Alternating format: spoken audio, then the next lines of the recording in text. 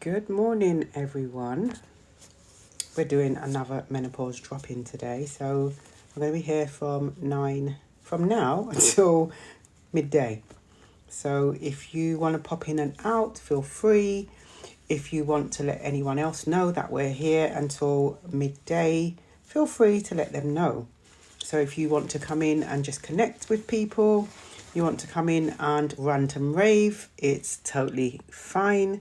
If you want to come in and share your truth, ask questions, just build your knowledge or share your knowledge, whatever, however you're feeling. Those of you on the For You page, welcome.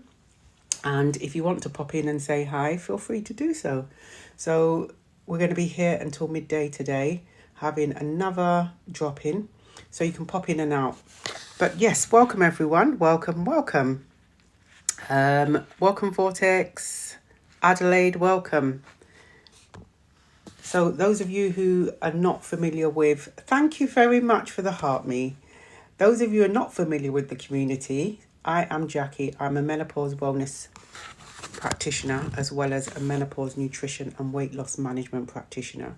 So generally we are here 3 evenings a week, but I have started trialing these drop-ins and decided that I'm going to do the drop-ins. So today is a drop-in for 3 hours. And as I said, you can come in and just speak, ask questions, confirm anything you'd like to confirm, share your journey. How is the menopause for you at the moment? Are you navigating through menopause? If you're not navigating through menopause, because this is a safe space for those who are about to embark on their journey as well. You know, knowledge is power, right? Knowledge is absolutely power. So if you've got any questions, good morning, hello, or wherever you are in the world. I'm not sure where you are in the world. So good day, wherever you are. But feel free to come in, pop in and out. I'm just going to be here. I'm going to probably be doing a few bits and be talking to everyone as well. Thank you, Adelaide, for the heart me. Welcome. If you're not part of the community and you would like to be part of the community, then all you need to do is follow. As I mentioned before, the community is here every Tuesday, Thursday and Sunday. You don't have to really think about that. Every Tuesday, Thursday and Sunday at 8 p.m. British summertime. So we meet up for just 1 hour a day, 1 hour for each of those days. And again, we just talk about different subject matters. We sometimes have guest speakers on. So it's just about sharing the knowledge really and knowing a bit more about this journey, this life transition that we are embarking on. Yeah, it can be a lot sometimes. It absolutely can be a lot. Thank you for the follow, Lee Rich. Thank you very much. So if you've got any questions, some things I want to share as well while we're here for the 3 hours. Just a reminder. Good morning, Nanny SL. I just sent you the list and I hope you got the email. I did see your email before I logged on and I sent you over the lists. I think there's about 3 lists. So hopefully you'll find something useful in there. Oh, that's good. I'm glad. So this morning, so there's a few things want to just mention again is that in January we are having our very first face-to-face Embracing Menopause event. It is going to be in Sidcup. It is going to be the first of many to follow. And it's going to be on Saturday the 24th of January, if my memory serves me right. Saturday the 24th of January, 2 till 5 in Sidcup, the Black Fen Library. But you have to get your tickets. The tickets are free. It is a free event. And the tickets are free. And you need to go and get your tickets because you won't get let in if you don't have your tickets. So that's happening also. And I am in the process of building a website. Hopefully that's going to get published in the next couple of weeks. So you can go onto the website and I will be able to upload all the lists that I keep emailing out to people. that you'll be able to just download it yourself. But this morning we are doing a menopause drop-in, so feel free to pop in and out, let everyone know we're here. Thank you for the follow, Marilla. So yeah, if you want to rant and rave, if you just want to, just sometimes, sometimes in life we just want to stop and scream, and that's okay. It's absolutely okay to do that.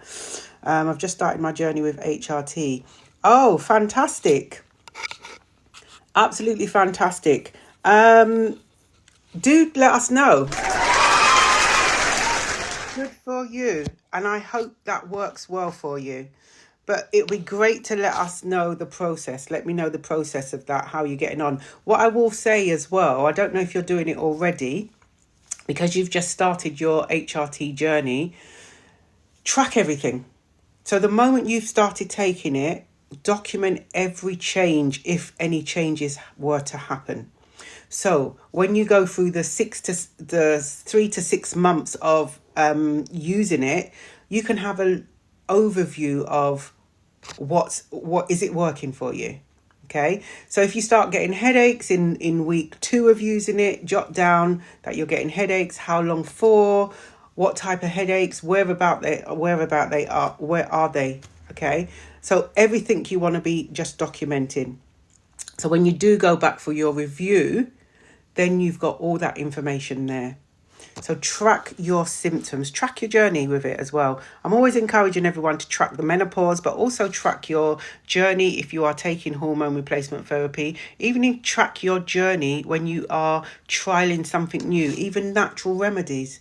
And I'm always saying that with natural remedies, if you are thinking of using things like, let's say, for example, moringa seeds or black coash, or something else. I can't even think of something else. A third thing. Let's say you're going to use 3 things. What you do, instead of just starting taking all of them at once, stagger them. Introduce them into your body. So week 1 to 3, you are taking the moringa seeds. Week 3 to 6. And that way, week 1 to 3, is it actually working for you? And how is it supporting you to navigate through your journey before you introduce something else? Because when you start taking everything all at once, sometimes what can happen, we get muddled up. Is that actually helping with my night sweats? Is that helping with my hot flushes? Is that helping with the brain fog? So just stagger your the things that you're deciding to take. And keep a track of it as well. Absolutely keep a track of it so I'm just going to thank you for the follow, everyone. We are here until midday, and we are doing a drop-in today. So I'm just checking the comments. Not on for long. Okay. All right. I hope your appointment goes well, Nanny SL. Hope your appointment goes well. But I'm glad you've received the information. Just take your time and go through it, and hopefully you find something of value in there. Thank you for the follow, June. Thank you for the follow. Thank you for the follow, Royale. Some of these names are so creative, I'm telling you. I abbreviate people's names a lot on here, right? Thank you for sharing the live, Miss Davis. Thank you very much for sharing the live. So welcome to the Menopause Wellness community. This is a safe space, as safe as it can be, to be heard and understood. Okay, there's so many times I'm hearing that. I've been to my doctors and they're not listening to me. They're sending me away, and they're not listening to how I'm, what I'm experiencing. And that's quite frustrating. So this community is a safe space to come along here. If you want to rant and rave about your symptoms, if you want to ask questions, don't be afraid to ask the questions, because do you know what? We ask questions. Thank you, Jen, for the heart me. We ask questions because A, we don't know the answer, and it's okay not to know. And B, we want clarification. This is why it's fine to ask. This community is not a judgmental community. If you ask a question, no one ain't going to be saying, well, what are you asking that question for? However, if you do not want to ask a question because you don't feel confident enough to put it in the chat, then you can just reach out to me afterwards. You can get me via DM if your DMs are open, or you can just get me via an email. So the email link is on the page, on the community page. So you just click on it and then open up an email to me. Hi Ellie, good morning, or good day wherever you are. I'm not sure wherever. If you're new to the community, let me know, but welcome to all the newbies. It's not normal to get a headache on the right hand side of your head. Is it normal to get a headache on the right hand side of your head at the back of the head? Okay, so headaches, sometimes you get a headache for a reason. If you are concerned about your headache, depending on how long you've had the headache for. So if I have a headache for one day and it eases, then I'm thinking, okay, I had a bit of a headache yesterday, but I know it was due to not drinking enough water. I definitely know it wasn't because of that. So if your headache has been there consistently, and again, record it, please record. When did it start, the intensity of it, and how long has it been occurring? Go to your GP. Okay, we had somebody in the community that mentioned that she had a headache for 2 months, and the headache lasted from the moment she woke up until she went to sleep. Now, that's not normal. Let's stop normalizing symptoms that we are experiencing, because yes, although it may be part of our menopause or perimenopause journey, it may be something else.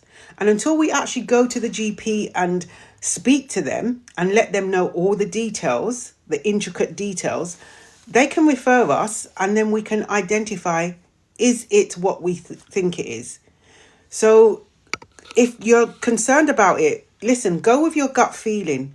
We have gut feelings for a reason.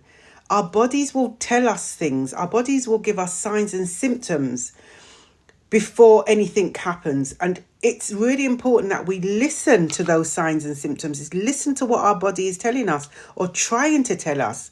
Because if our body is giving us signals and symptoms and we're ignoring it, it doesn't make any sense. Let's make it make sense. Yeah? So if you're concerned about any form of headache, go to the GP. Go and get it checked out. I would say that. Let's not leave it and normalize it. Oh, it'll go away, and it's still there weeks and months. And no. Let's not do that. Hi, Gemma. Good day to you. I'm adamant that I'm in perimenopause, but doctors refusing to do blood test. What can I do? Okay, so if you are adamant that you are in perimenopause, go and ask to speak to a second GP. Get a second opinion. If that doctor is saying no, you are entitled to go and see another GP. Absolutely. Listen, we don't have to be loyal to our GPs, particularly if they're not for us. Do not let your GP fob you off. And I hear you and I understand you. I had the same thing. I came across some research, and I mentioned this yesterday on the live. I came across some research that stated that as a woman navigating through the menopause, we generally go to our GPs 10 times before we are listened to. That is bullcrap. 10 times. I probably went 3 times and then I walked away. I just went and did this journey by myself. 10 times is a lot. By the time the 10th time comes around, you're probably feeling, disheartened, chipped away at, and probably thinking, am I actually going mad? Because am I conjuring these symptoms up because the GP is still sending me away? Go and get a second opinion. That's what I would recommend you do. You are entitled to a second opinion. If it's not a GP in the same surgery as you, your GP sees that you're going to see someone else. You just weren't for me right now. Don't be fobbed off, please don't be fobbed off. Thank you for the follow, Stacey. I'm holding on to this screen so I don't lose where I am. I am. The moment I let it go, it just flies up. I'm in the first week of estrogen and I feel very emotional. I'm on the gel. Lee Rich, I'm sorry to hear that you're feeling that way, and I hope things get better. They improve for you. Again, when you were prescribed the estrogen, did you ask these questions? What are the expectations? What symptoms would I expect to be experiencing whilst taking the estrogen? I feel sometimes that we need to ask the right questions when we are prescribed medication. Anything we're prescribed, a lot of the time, sometimes we do it. I've been guilty of it as well. We've been prescribed something and a GP or a consultant says, right, I need you to take this for the next so many. Okay. And that's it. Why are we not stopping for a moment and saying, okay, what's the expectations? I know we go and read the signs and information in the medication, okay, of the signs and symptoms that we may experience, but that's quite minimal, that information. So asking the GP, what should I expect on this journey? I'm starting estrogen now. What should I expect? What are the common things? So at least you can get some idea of potentially what to expect. If you are feeling that way again, depending on, you said it's the first week, go and speak to your GP about it. Is this normal? How, at what point will I start feeling a bit better, or should I start feeling a bit better? They can always give you that average because everyone's going to be different. Absolutely, everyone's going to be different. Yeah. So if a GP says, oh, it should pass in a couple of weeks, it may be shorter for you, it may be longer for you, but at least you know you're looking forward to it passing. So again, go and speak to your GP. Do your research as well. Do some research on it as well. Speak to other women in the community. Speak to other warriors in the community as well. Has anyone else started feeling emotional after a week of taking their estrogen? Okay, Lee Rich is on gels. So reach out to people in the community. This is why we're here, to make that connection and speak to someone else. Sometimes that you may come across someone who has a similar journey to you. Lucky 8. Moringa seeds. Yes, I took mine this morning. I take 3 every morning. Just pop them and then eat them, and I drink it with some water. Absolutely, they are very good. And you know what? Since I've been taking them, I've actually taken them out of my cupboard now and put them by where the water filter is. So I remember, that's an intention. I intentionally do that. So I remember to take them every morning. So I take 3.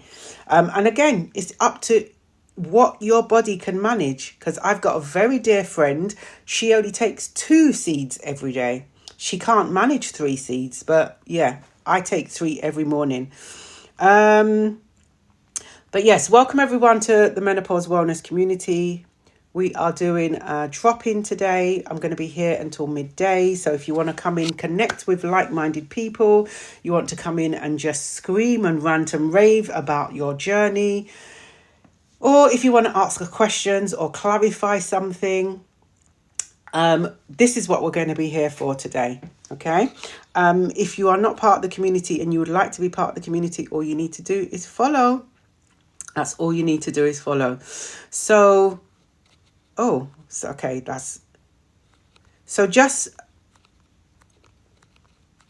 Okay. Right, so what I was saying before, I'll come back to the questions. What I was saying before is that the community also has a book, our very first book, Hot, Wise and Unapologetic. I'll just show you now. This is a book. So this book is a companion. It's a companion. It's not just a book. You can write in it, okay? It's got information around the symptom glossary in there. It's got information about being an advocate for yourself, just some things to think about before you go to an appointment with a GP or a consultant, things that you're going to do during the appointment, and then things that you need to do after. It's just some tips around those things. It's so important to be an advocate for yourself, and it's so important that you have a voice. And if you feel that you are not in a place where you feel that you can be an advocate for yourself, take someone with you. Try and take someone with you if you've got someone to take with you. That person is not going to take over your appointment, but just prompt you. So, if I went with a friend and supporting them to be an advocate for themselves, I'll speak to them prior to their appointment. And whilst I'm there, if I feel that there was a great opportunity to ask questions, I'll just prompt them and say, oh, didn't you want to ask about this? To support them. So be an advocate for yourself. It's very important. I'm going to go back to some questions and some comments because I just seen quite a bit come up. See, this is what happens when I let go of the screen, right? Everything just goes flying up. And I'm just trying to find back. Here we go. But thank you for the follows, everyone. Thank you for the likes. Thank you for the shares. We are here until midday today doing a drop-in. I'm going to hopefully do a drop-in every week, if not every other week. But we will do a drop-in. It's always going to be for 3 hours. Thank you for all the follows. Right, so... Okay, I've done that one. Okay, I found back where I was.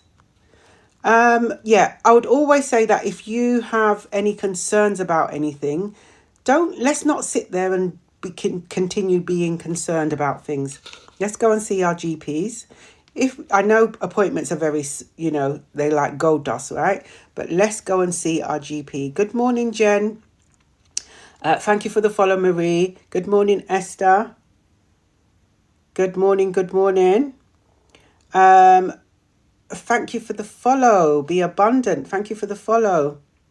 Thank you for the roses, Leah. So here we can connect with people. If you want to connect with people, ask questions, because particularly around HRT, my knowledge in HRT is, it's okay, but I've not taken it myself. I've not taken HRT myself. I know Petra, we have Petra in the community once a month we have Petra in, and she swear blinds. She says, it's a game changer. But again, there are people in the community that saying that HRT was not for them and they've tried it. I just wasn't a big fan of. Oh, welcome, Royal, you're new. Welcome. Let me know if you are new to the community. Is it normal to have sleep problems? Esther, absolutely. Because with your sleep, your decline in your estrogen, your progesterone, your hormones are declining, right? So what happens is estrogen, as we have been seeing over the last few weeks on our lives. Thank you for the heart, me. We've been talking about how menopause impacts the hair, the nails, the teeth, the heart, the muscles, the joints, lots and lots of things, right? It impacts everything. And estrogen is a main player in this hormone world. So as it's declining, what can happen is that you can have your hot sweats impact your sleep. I'm finding it a challenge at the moment because my night sweats they've come back with a vengeance. And I do believe I found the solution. It's my husband, because his body heat next to mine is not helping. So I think I'm going to have to be talking about maybe separate beds or something like that, because I need my sleep. I really need my sleep. But Esther, I have a list of symptoms that I can send over to you so you can have a look at the symptoms and use it as a guide, because although there's 90 symptoms on the list, they are perimenopause and menopause symptoms. Although there are 90 symptoms, as I keep saying, that those 90 symptoms there are a lot of common ones and uncommon ones, okay? So although there are 90 symptoms there, I don't want everyone to feel that if they got the list, that every single symptom means that I'm going through the perimenopause or menopause. They are there to guide you. So migraines is on the list. If you keep getting migraines every single day, it is not normal. Please don't just downplay it and say to yourself, well, it's the menopause or it's the perimenopause. No, go to your GP. because it could be something else.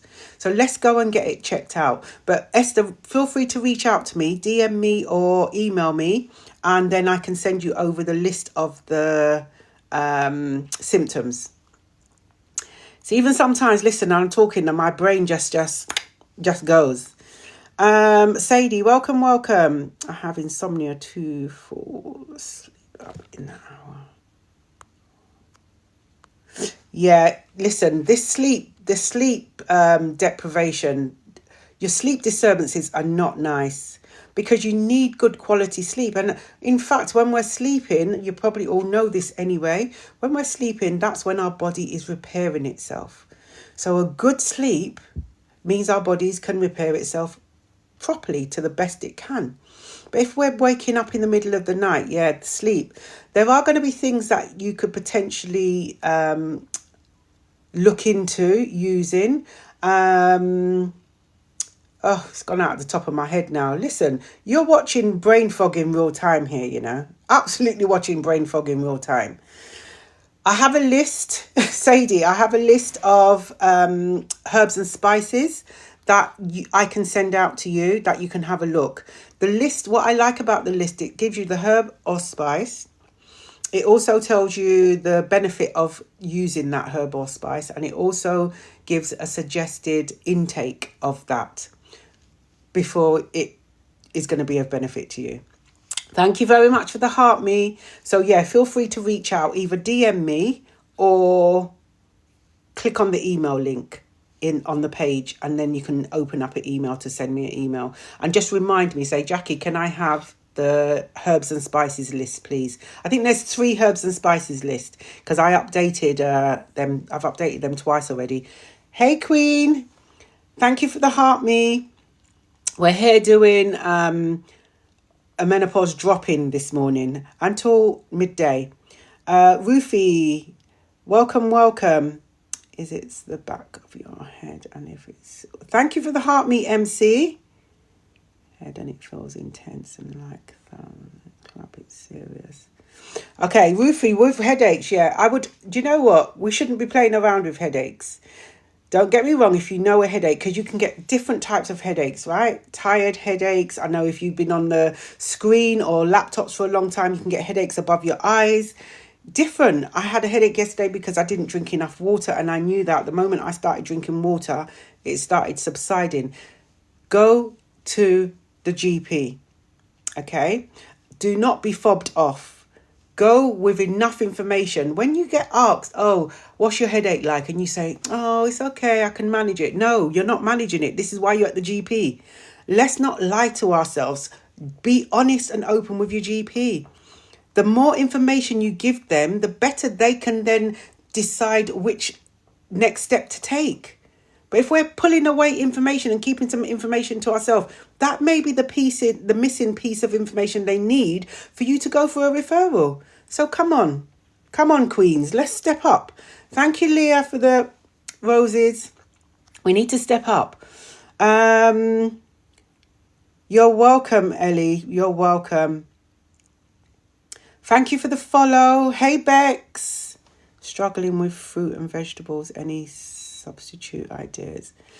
Bex, when you say you're struggling with fruit and vegetables, is that you're struggling to eat them, or they're not working for your body? If you're not able to take your intake of fruit and vegetables, maybe supplements. I've got a list of supplements that I can send over. Listen, I've got lists upon lists in the community. So I've got a list of supplements that I can send you over. And recently I've put a couple of new lists together. One of the lists was hormones, how we can top up our estrogen, our progesterone and testosterone as well. How we can top those up. We're never going to be able to top it up to the maximum level with natural remedies and things, but we can kind of keep it a little bit topped up. Good morning. Order of Beauty. Good morning. Not to scare you, but it could be high. Absolutely, and this is why Ruthie, you're speaking the truth, because this is why it's really important to go and see your GP. Okay. This morning after I did my little workout, I was supposed to go to the gym, and my heart weren't in it. Okay. My body was saying, where you going? Just go back to sleep. But my brain was saying, get up, go on. So I did some exercise at home, finished the exercise, had my shower, and then I took my moringa seeds and I took my blood pressure. Keeping an eye on your blood pressure. Okay. Knowing what's normal and knowing what's not normal. So go to your GP. If you're not in tune with your GP, or your GP's not in tune with you, there are places you can go in, walking clinics. Call 111 for advice. Go and speak to your pharmacist in the chemist for advice. You can go and do that now. So there are so many avenues that you can, utilize. Look after yourself. Seriously, we need to look after ourselves a bit better than we do. Or menopause specialist is one. Yeah, and absolutely, Jen. Always ask your GP. Do they have a menopause specialist at the surgery? Because sometimes our GPs are not willing to give up information. They will hold it until you ask the question. So asking the right questions may sometimes get you, the right answer. Sorry to jump in comments without. No, hi, Ruthie, welcome, and all the newbies. So great to see newbies in the community. But we're here. We can rant and rave today. We can ask questions. We can connect. We can clarify things. Sometimes people say, "Oh, I've heard this. Is it true?" So yeah, let's do it. I've got my laptop here with all the stuff on it. If I get brain fog, because I'm getting brain fog a lot, mind you, I did have my lion's mane tea this morning, so I'm hoping that the brain fog isn't too foggy. Is it normal to have sleep problems? Oh yeah, I mentioned that. I did that already. Sorry. But thank you for the follows, everyone. Thank you for the reposts. I appreciate it. We're going to be here until midday. And just questions. If you want to come up and have a chat, let me know. I went through a surgical menopause 5 years ago. This year I have been having more symptoms. Oh, I'm sorry to hear that, Jen. And surgically induced menopause is a thing, right? So it can be induced by your hysterectomies, whether it's a full or partial hysterectomy.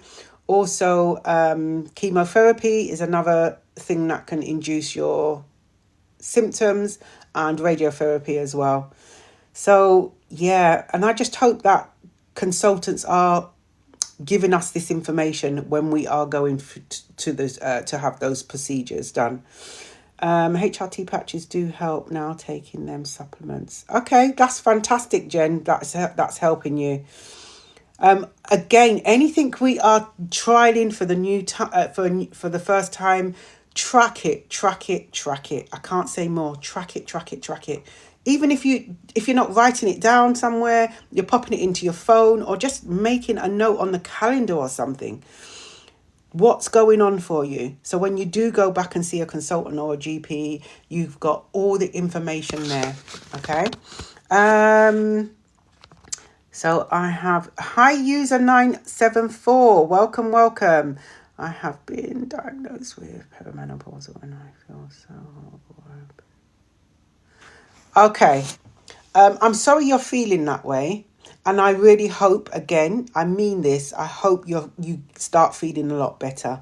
You see, when this perimenopause comes, sometimes it can feel like it's knocked you for six. I hear you and I understand you. It absolutely feels like so many warriors say one thing that I hear a lot of the time: I don't feel myself. And you don't feel yourself because you've got all these symptoms invading your body and you're trying to think, you're thinking to yourself, what is going on? It can absolutely feel overwhelming. So I hear you and, I understand you. And I really hope that you've been prescribed estrogen. I hope that you start feeling better. I really do. it's a journey. It's absolutely a journey. And this is why it's so important that we give ourselves some compassion. We give ourselves some grace and we are kind to ourselves.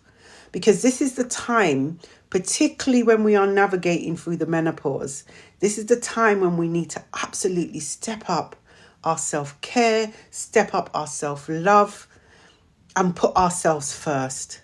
We really need to do this.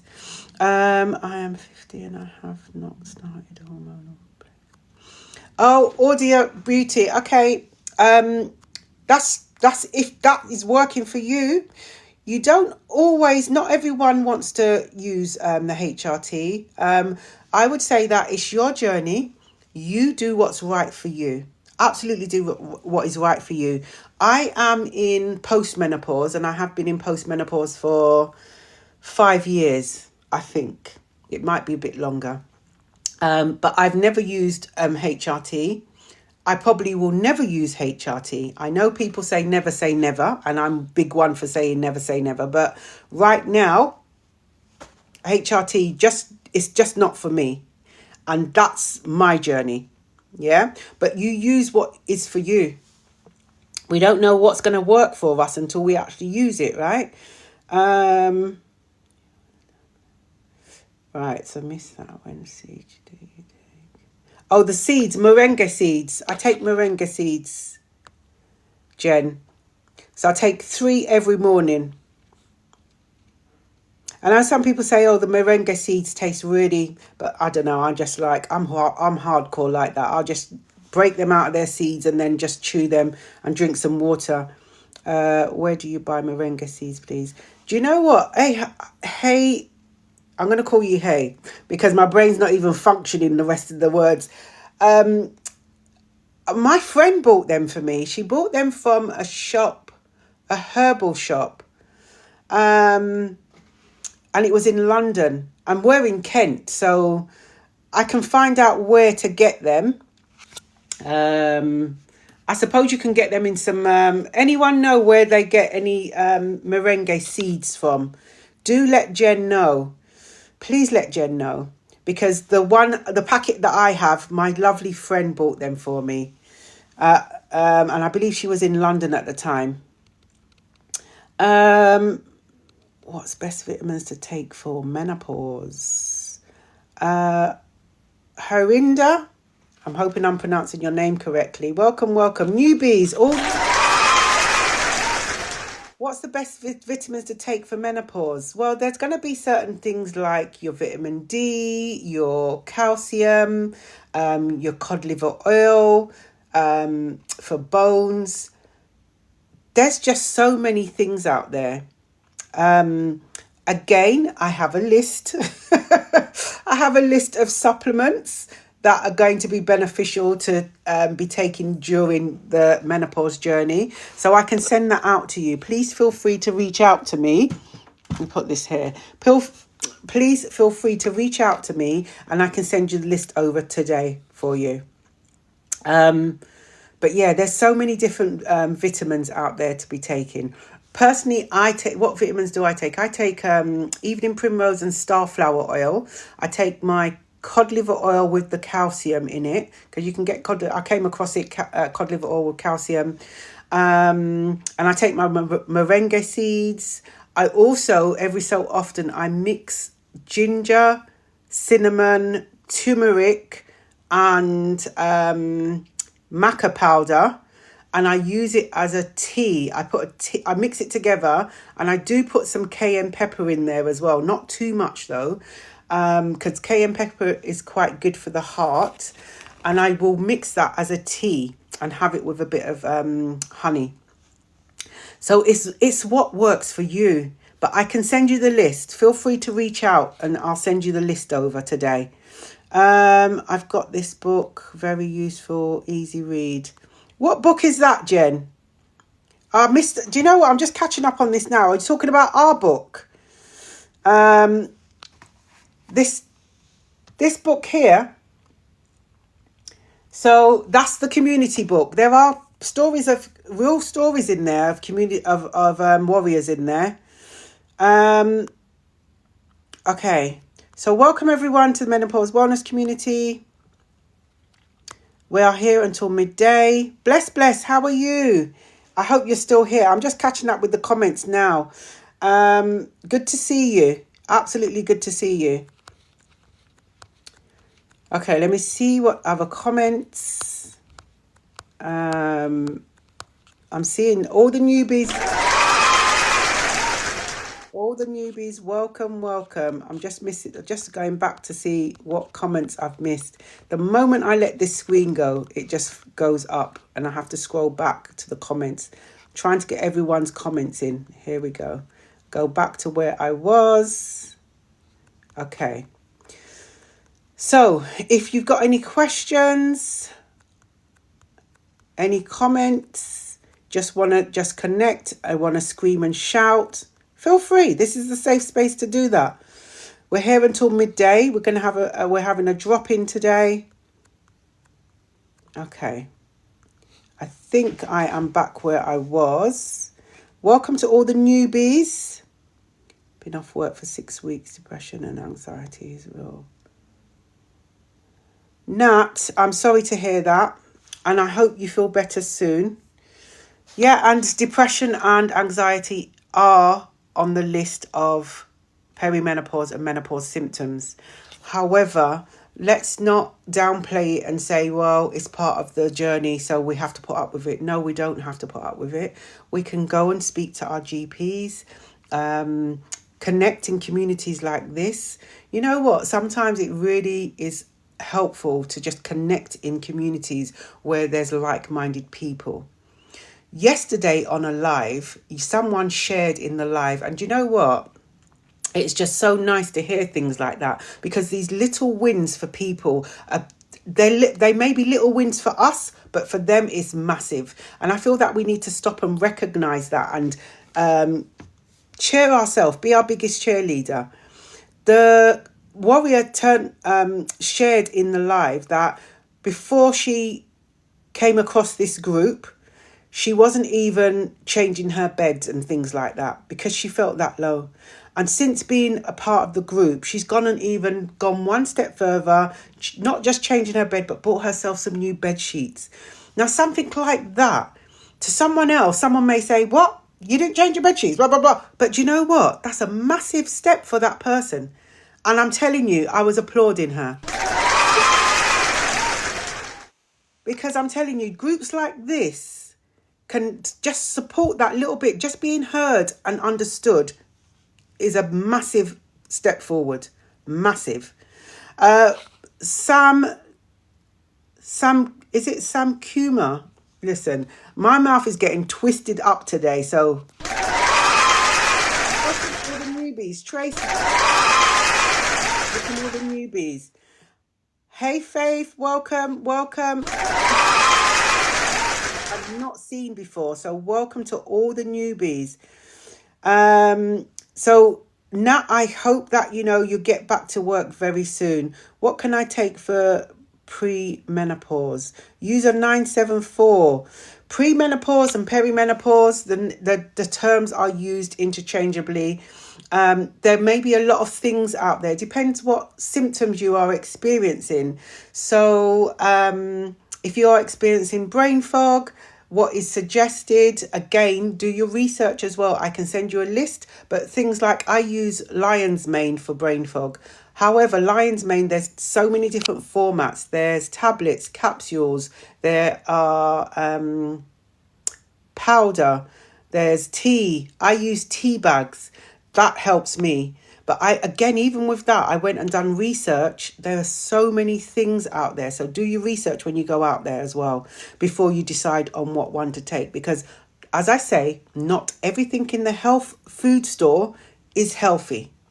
Do your due diligence, please. Okay? So just check out what you are. Instead of going in there and feel you have to feel under pressure to buy it now, go and if it takes you a week before you purchase something, do it that way.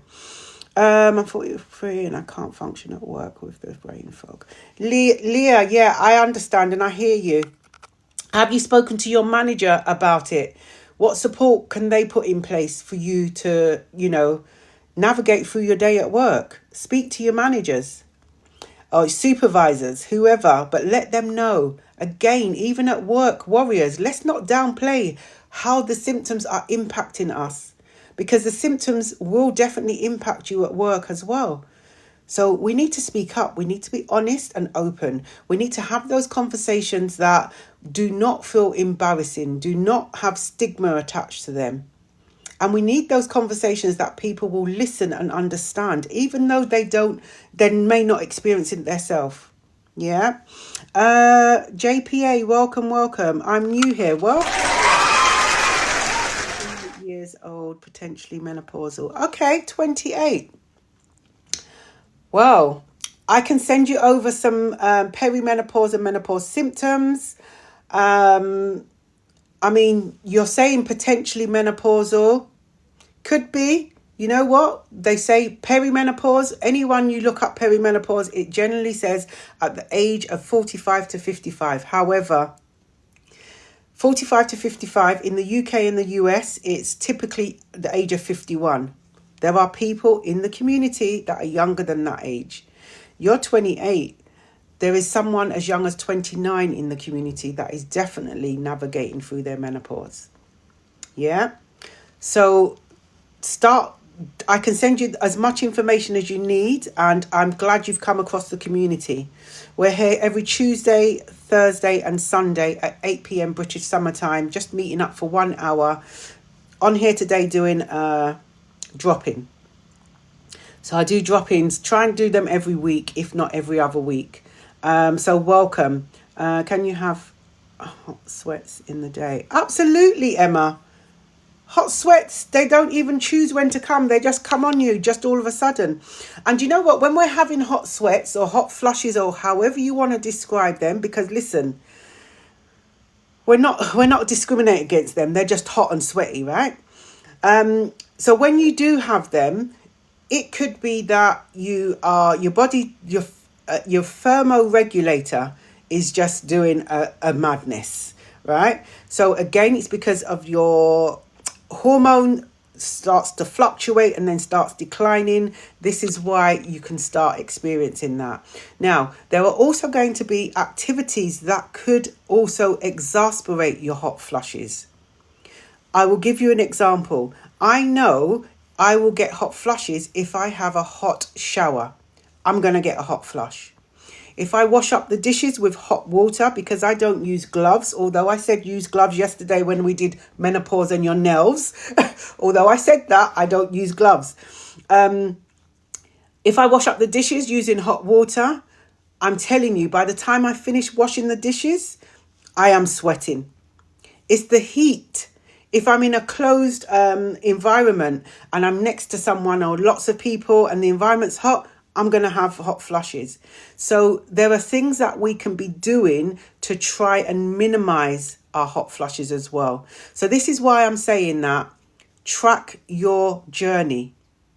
Know what exacerbates your symptoms, what triggers your symptoms, and know that you can just reduce it. So how I reduce my symptoms is I don't have hot showers. I love my hot showers, but I don't have hot showers. I will have just kind of lukewarm showers. When I wash up the dishes, I cannot wash up with piping hot water. I will have to just put on the cold water with it as well. So those things, you can just adjust your routine around your day to navigate through your journey a bit better, rather than finding it a challenge. So hopefully, I hope that has helped, Emma. I'm 56, being menopausal from 39. And this is the thing, menopausal from 39 and 56. I get asked a lot of the time, when does this menopause stop? I'm going to be honest and real. Postmenopause does not necessarily mean the end of the menopause. Postmenopause is a period of time. So when postmenopause arrives, and generally, again, they say between 45 and 55. Now, when postmenopause arrives, what happens for some menopause warriors, the symptoms will start declining. Some symptoms will disappear.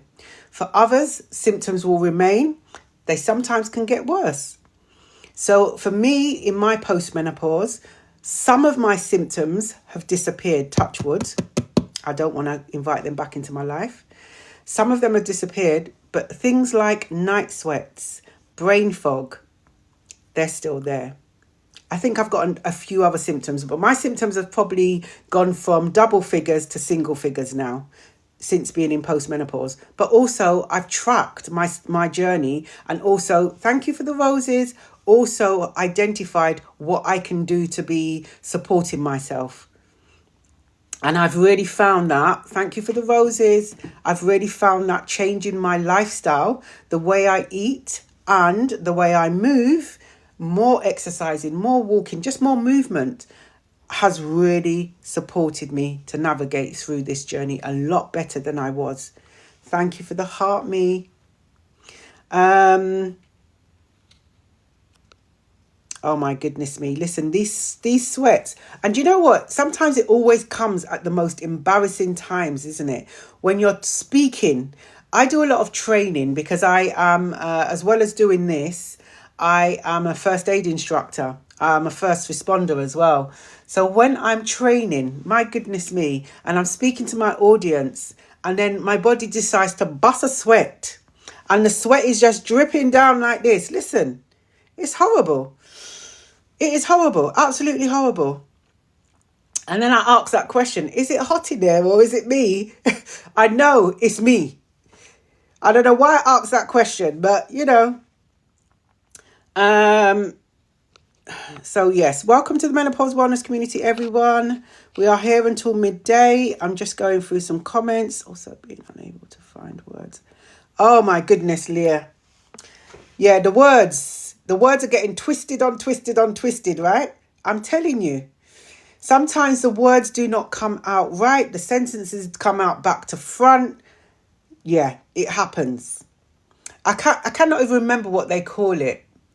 There's a word for it. But yeah, you're not able to articulate the way you usually articulate. Listen, this shit is real, isn't it? Let's be real. It's real.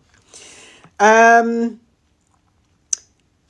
think it was yesterday, I said to my husband, because he had a porridge and a banana, and he chopped up the banana and left the knife on the side.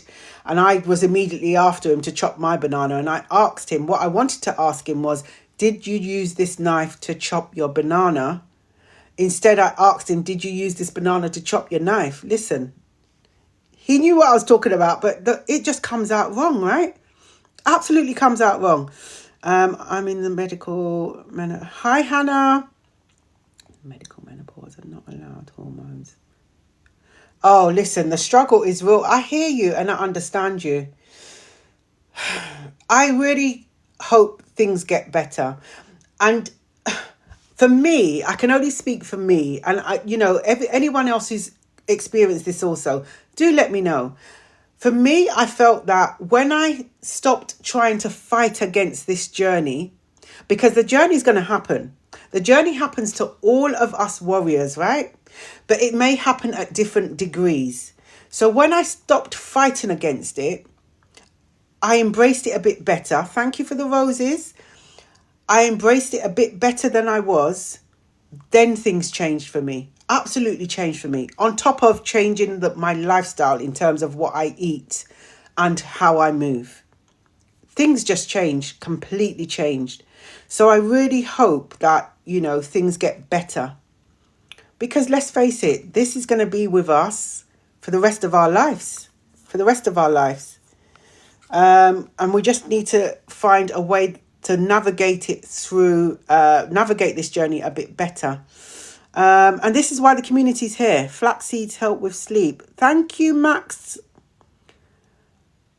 Thank you, Max, for sharing that. Flaxseed, I've heard of that as well. Flax seeds. I think chai seeds are on the list of my herbs and spices as well. Welcome all the new... Welcome to the community. We are here until midday having a drop-in, a menopause drop-in. Queen Bee, welcome. I've been having a great sleep since I've been taking magnesium. Fantastic. I always love to hear that. I love to celebrate that. The fact that you have found magnesium to help you sleep better. Excellent. Hey, MC. Welcome, welcome. Can I have the list too? Absolutely, Sam. You can have the lists. Just reach out to me. Either DM me or send me an email. All I need is your email. Don't pop it in here, but just DM me or email. Click on the email link on the community page and then I can send it over to you. And I'll send it over to you today. Today is a good day because I've got to travel down to London today a bit later on this evening. So you see, when I'm on the train, I'm not driving. When I'm on the train, that's an ideal time to be sending everyone these lists out. So I normally send it out the same day to people anyway. So is anyone suffering from hormonal menopause, epilepsy? Wow, that's a big one. That is a big one. So I'm going to pin your comment up here, JP. Let me pin your comment up so anyone can see. JP wanted to know, JPA wanted to know, is anyone experiencing hormonal menopause, epilepsy? See, this can happen. Epilepsy, because of hormonal changes, can absolutely be exasperated. Yeah, or triggered. Hormonal changes. Listen, this is a thing. Is that what you're experiencing, JPA? I'm going to call you JP if you don't mind. Is that what you're experiencing? And if you are experiencing, I'm sorry to hear that because, yeah, that's not nice. We spoke about that. I did some training on epilepsy for someone working in local authority because they have hit their menopause journey, their seizures were getting more frequent because of hormonal changes. Listen, this is real, you know. This is some real life stuff we're talking about here. This is why we should not downplay what we're experiencing. When we get that gut feeling, go and seek some medical attention. Let's not, put it to one side and fob ourselves off. It's bad enough our GPs are fobbing us off. Let's not do it to ourselves. Really, let's not do it.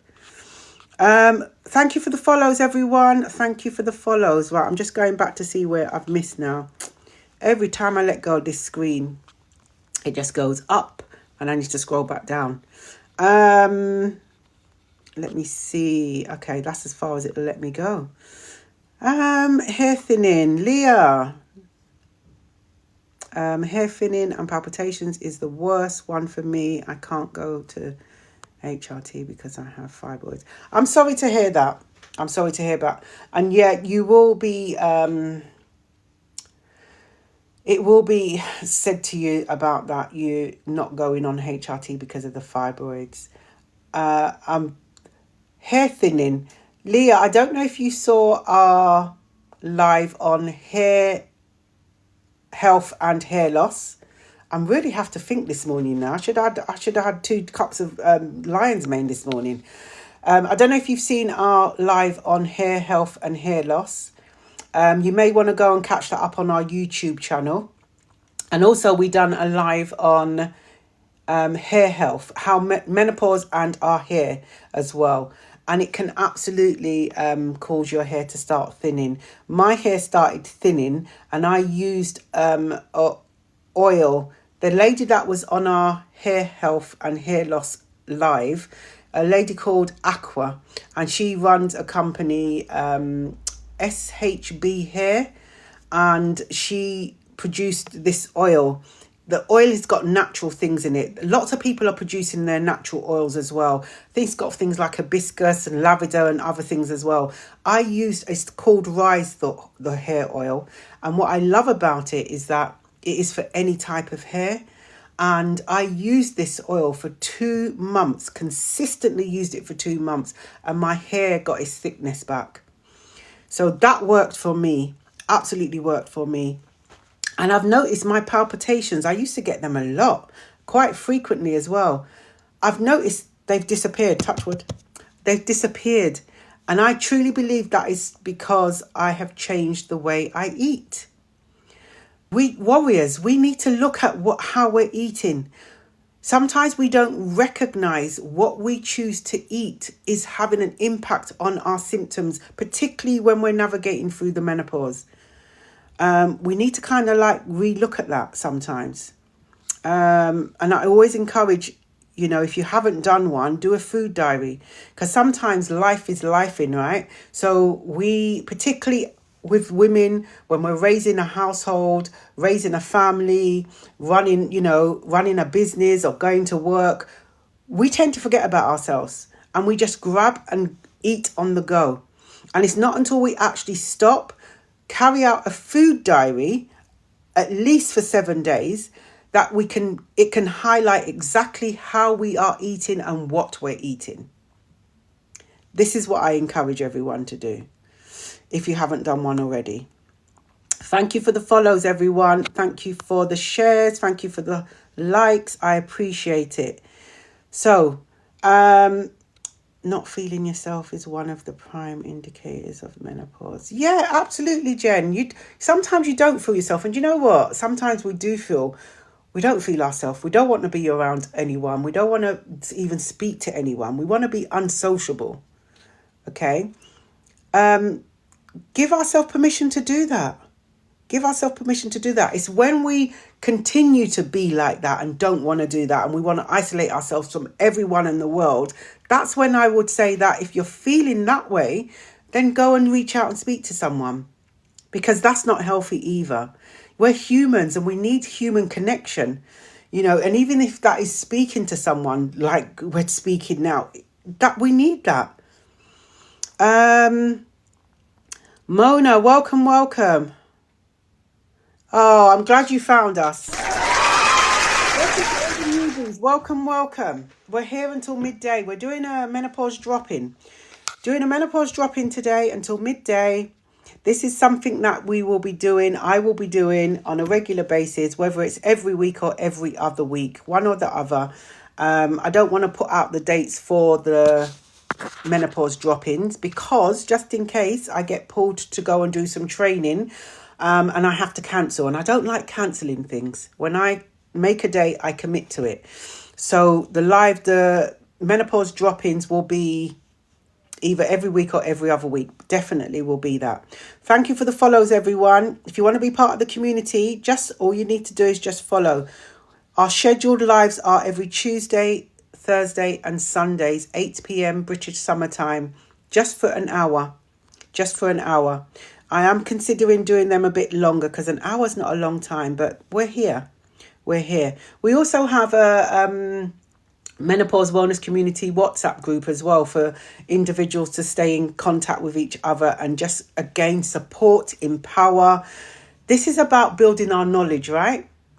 Even though I'm a menopause wellness practitioner and a menopause nutrition and weight loss management practitioner, I am not sitting here claiming to know every single thing.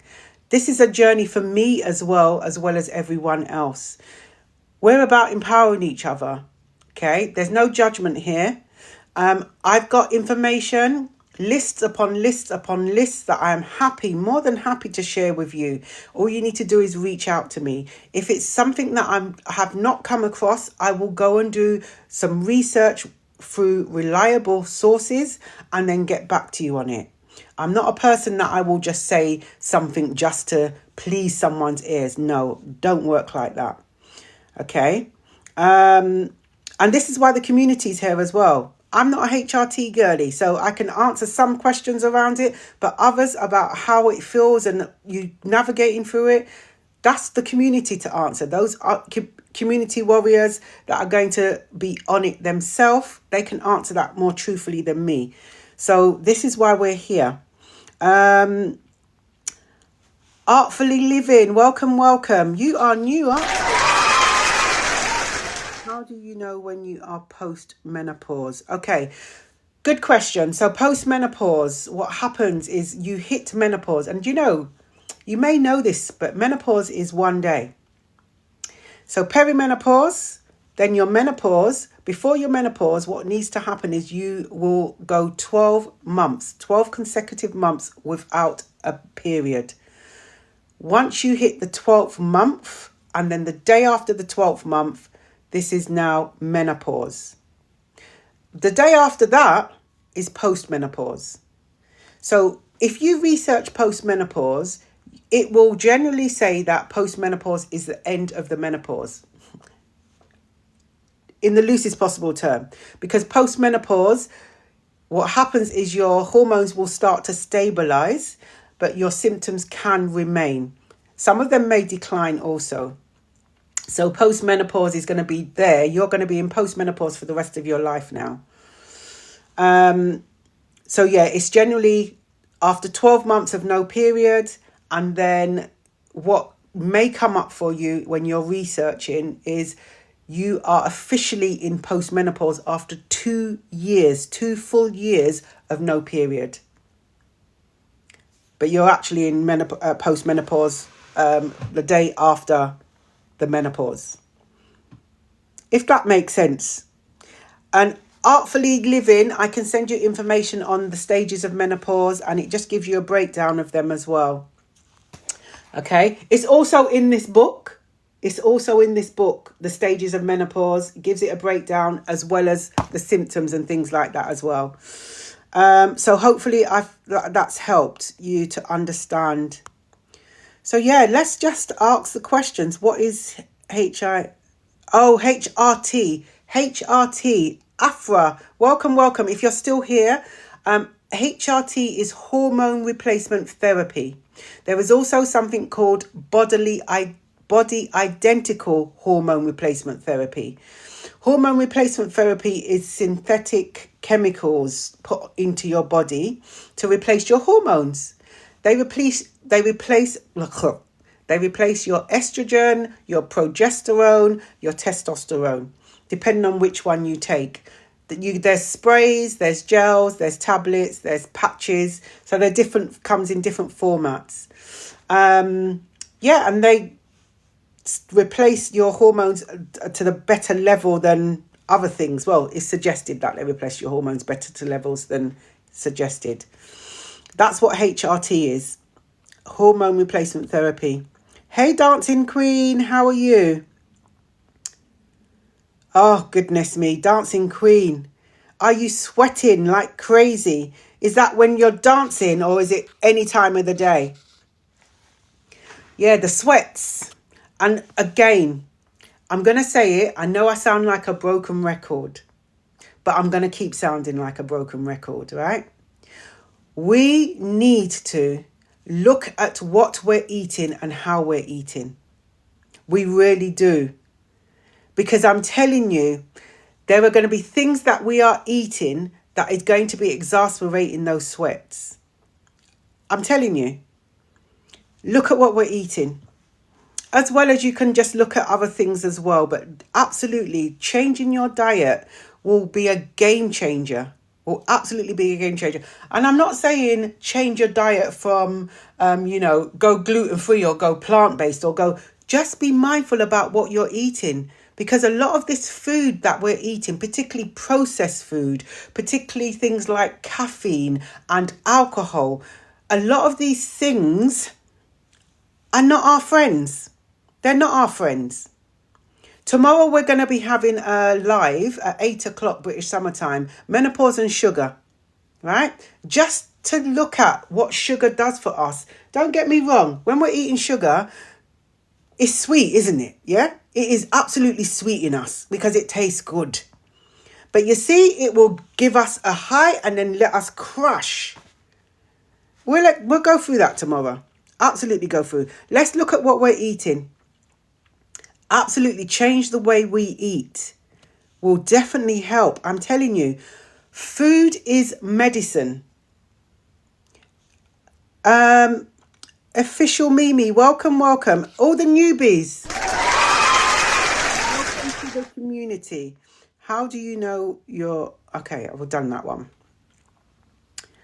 So, yeah, I mentioned about how you know you're post-menopause. Again, I can send out some information to you.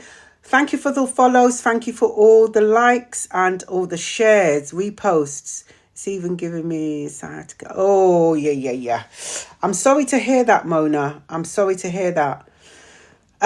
Again, I'm going to say, I have put together something called Stepping into Your Fitness. And it is all about supporting you to change the way you eat, changing your lifestyle, changing the way you eat, changing the way you move. Because I'm telling you, that is going to be the primary basis of navigating through this journey. Absolutely. I've done it myself. I've been through it myself. And it's a 12-week program. It's going to be available in the new year. And the main player in this is changing the way I ate. Notice the difference. When I stopped taking sugar, not having any refined sugar whatsoever, and I'm talking about cutting out chocolates. I used to be one of those girlies that have chocolate every single day. After my meal, I need chocolate. I programmed myself that I thought I needed it. And then I've stopped eating it now. And I left it for so long that I had some chocolate that probably about 2-3 weeks ago. I didn't even like it. You know what? We learn these habits, don't we? Is it time for us to unlearn and then relearn? It's okay. It's okay to unlearn and relearn. Absolutely. Particularly if it's going to work better for us. Better for us. Welcome. Welcome, Cold. England. What? I was guessing Africa. Okay. Cold, I don't know what you're talking about there. You got question, and then a comment. I don't know if I've missed something you said before. I'm always tired and my hip plate. Okay. Mona, I hear you and I understand you. I was there before. Feeling tired, hips were paining, my knees were paining, oh gosh, got up off the chair and oh my gosh, the back pain. Yeah, I hear you. And I totally understand you. But do you know what? I'm going to say it again. Changing my diet, changing the way I eat was a game changer. Absolutely game changer. Cal, welcome. What do you think to coconut oil for dryness? Coconut oil. Do you know what? I stopped using coconut oil a while ago.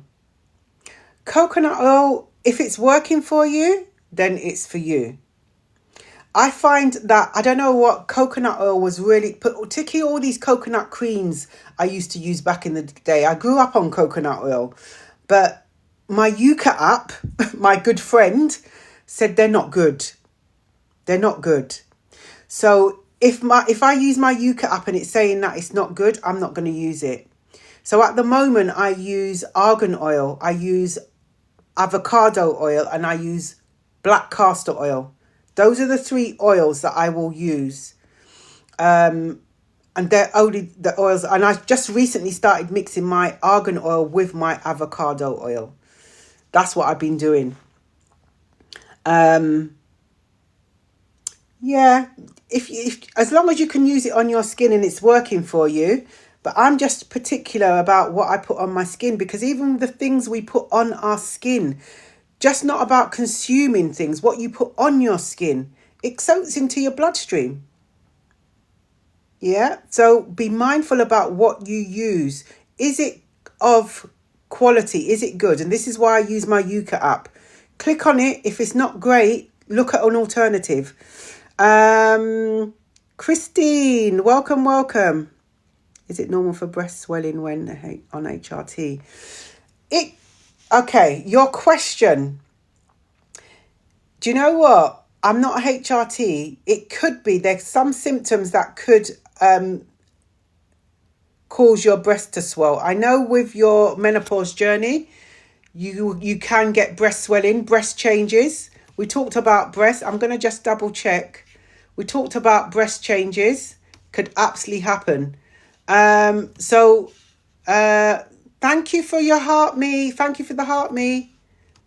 Breast changes with HRT. With HRT. More than likely. But I'd like to just check.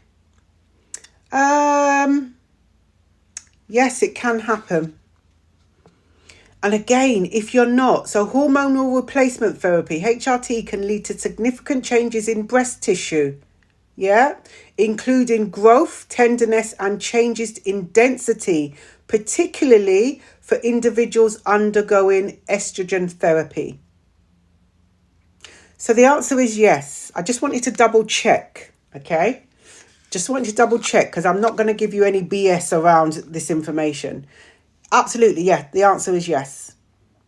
So again, to ask your GP when you go back and see your GP, how long am I expecting that change to take place? Is it going to be long term? Is it going to be a short term? Ask these questions so you kind of have in your mind what to expect.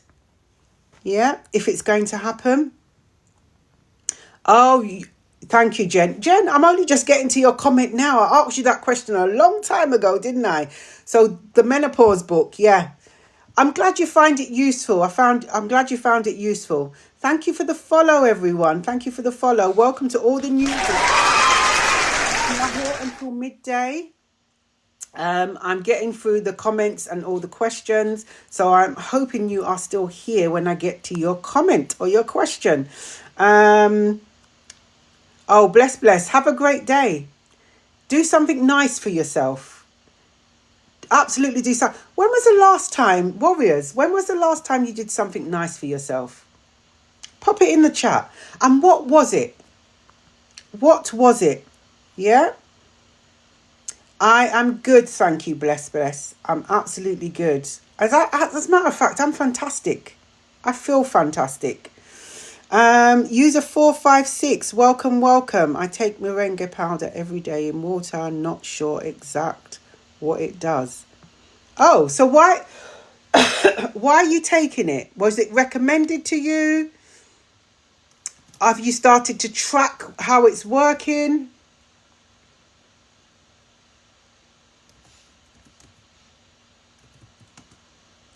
So I'm going to just let you know the moringa benefits. So you can take, there's so many different forms, right? So merengue, is that how you pronounce it?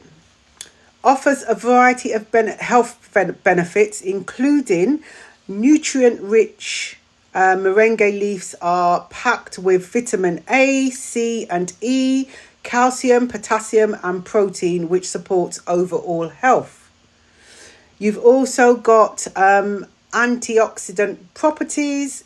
It contains powerful antioxidants that help combat oxidative stress and inflammation, promoting heart and liver health.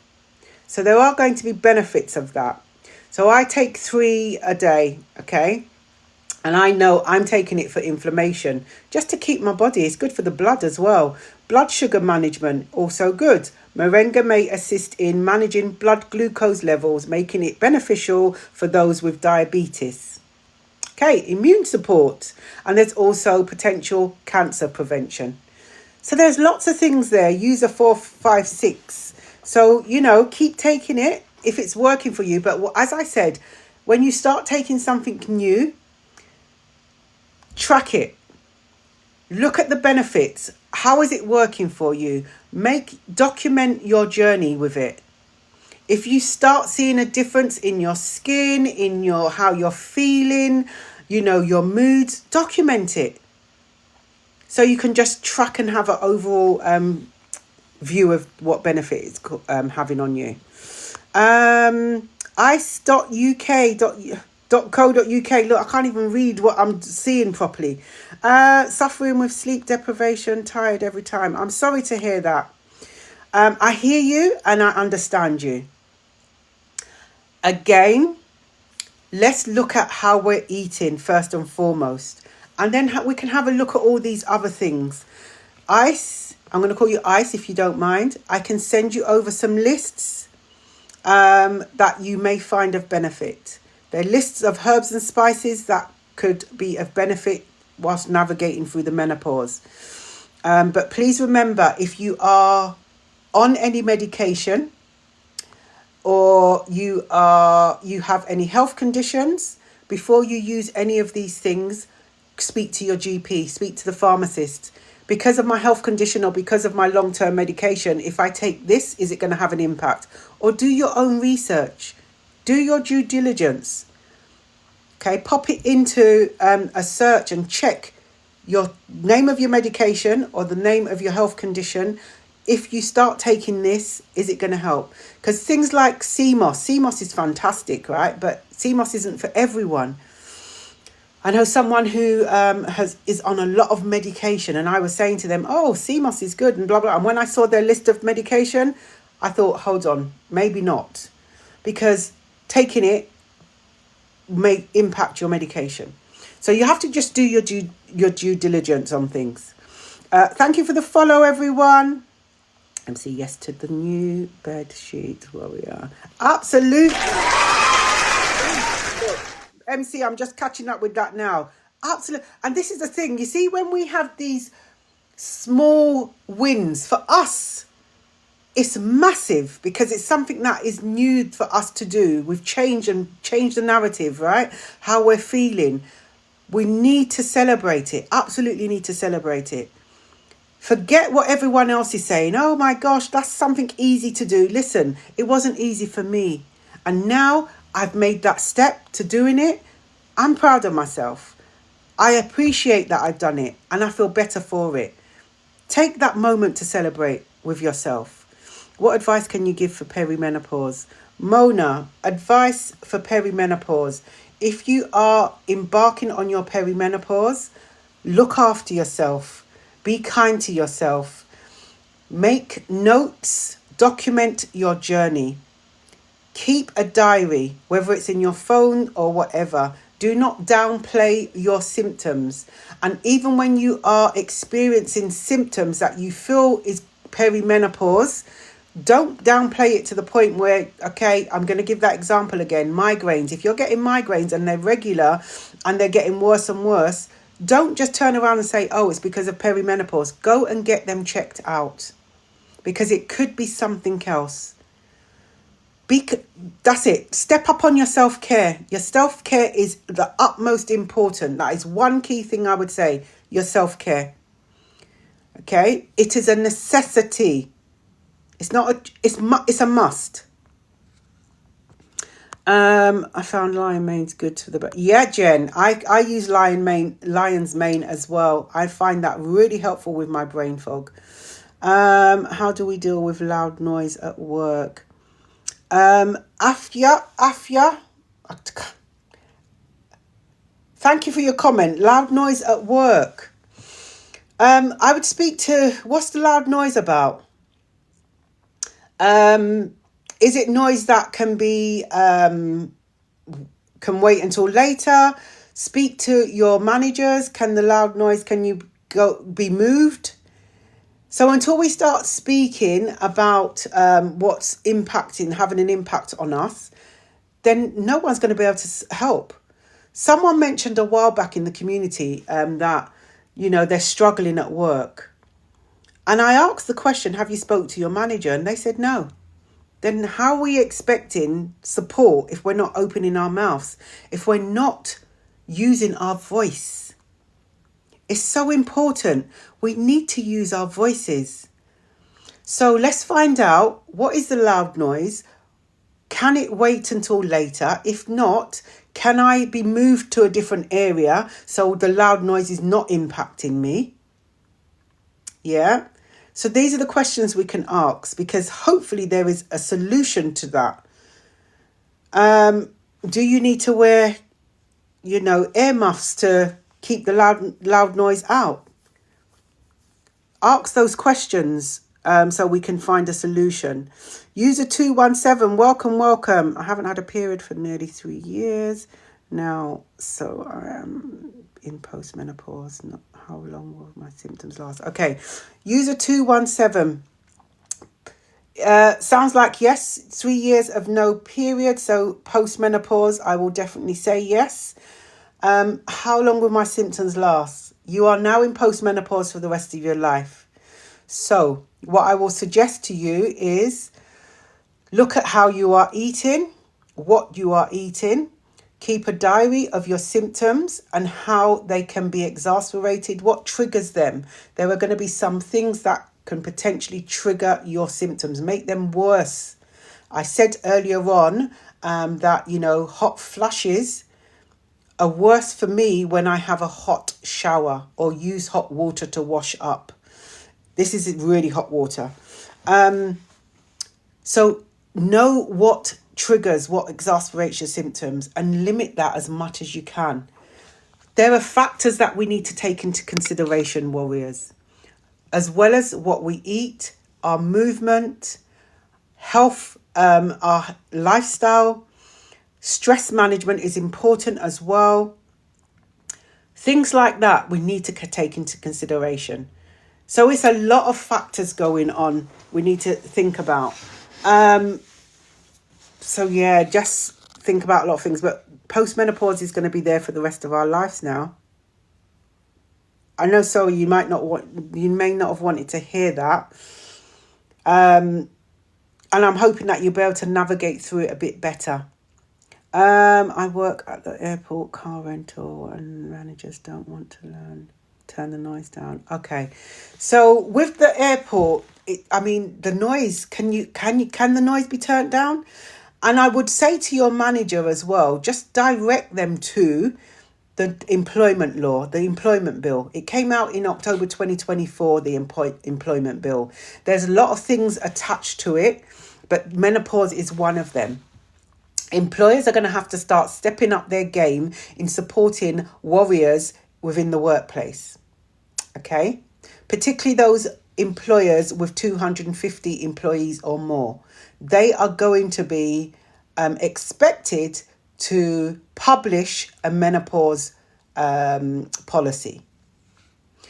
So have a look on the community page. There's information about that employment bill on the community page, and direct your employer to that. Because 2026, they're going to have to step up. And I know a lot of employers are doing it at the moment. They're already doing it. So they need to support you around your journey. Employers have to support menopausal employees. They have to make... Absolutely. And what does reasonable adjustments mean? Reasonable adjustments is going to look different in every single workplace. Okay, I work with employers to support them around ensuring that they're ready to go with this 2026 move. And reasonable adjustments is going to be different for everyone, because you may have a group of menopause warriors in the workplace that every single one of them are going to need something different from the other to support them to navigate through their day. So a reasonable adjustment is going to be of benefit to that person who needs that adjustment, right? But we need to speak up. When our managers or employers come to us and say, what do you need? Don't turn around and say, oh, I'm all right. No, you're not all right. We need to be true to ourselves and be honest with our employers, honest with the people who are stretching their hand out to support. There's no shame in this game, I'm telling you. No shame in this game.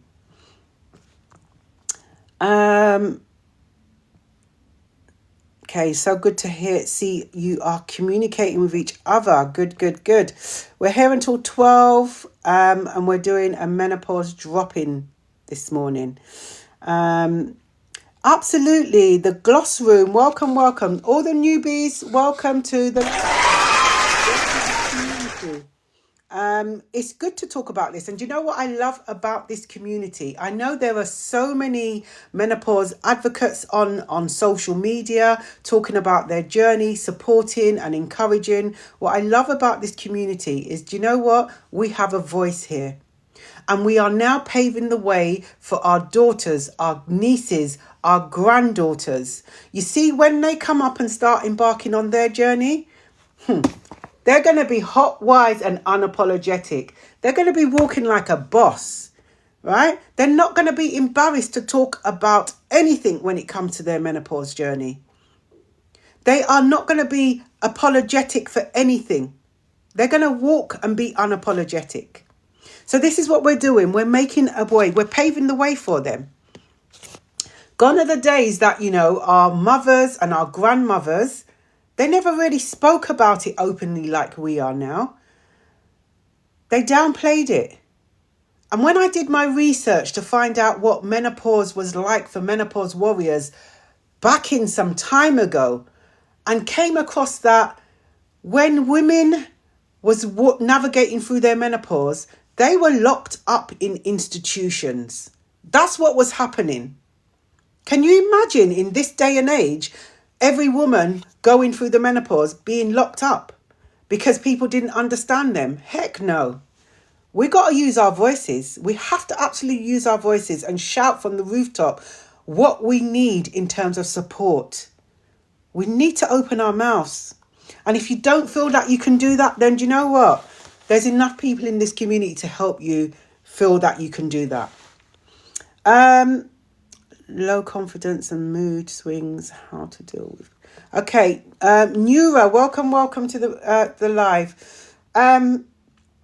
Low confidence and mood swings. Again, I'm going to say, look at what we're eating.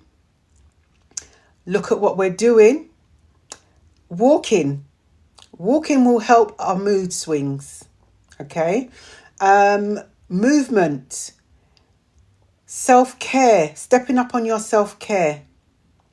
And then we can look at all the other elements as well. Because you know what? There's no point stepping up on your self-care, changing the way you eat, and start moving more when there are absolutely so much stress in your life. Because that's counterbalancing it, isn't it?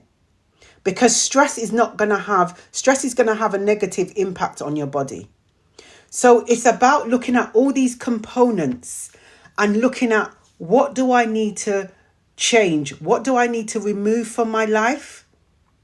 How do I need to move differently?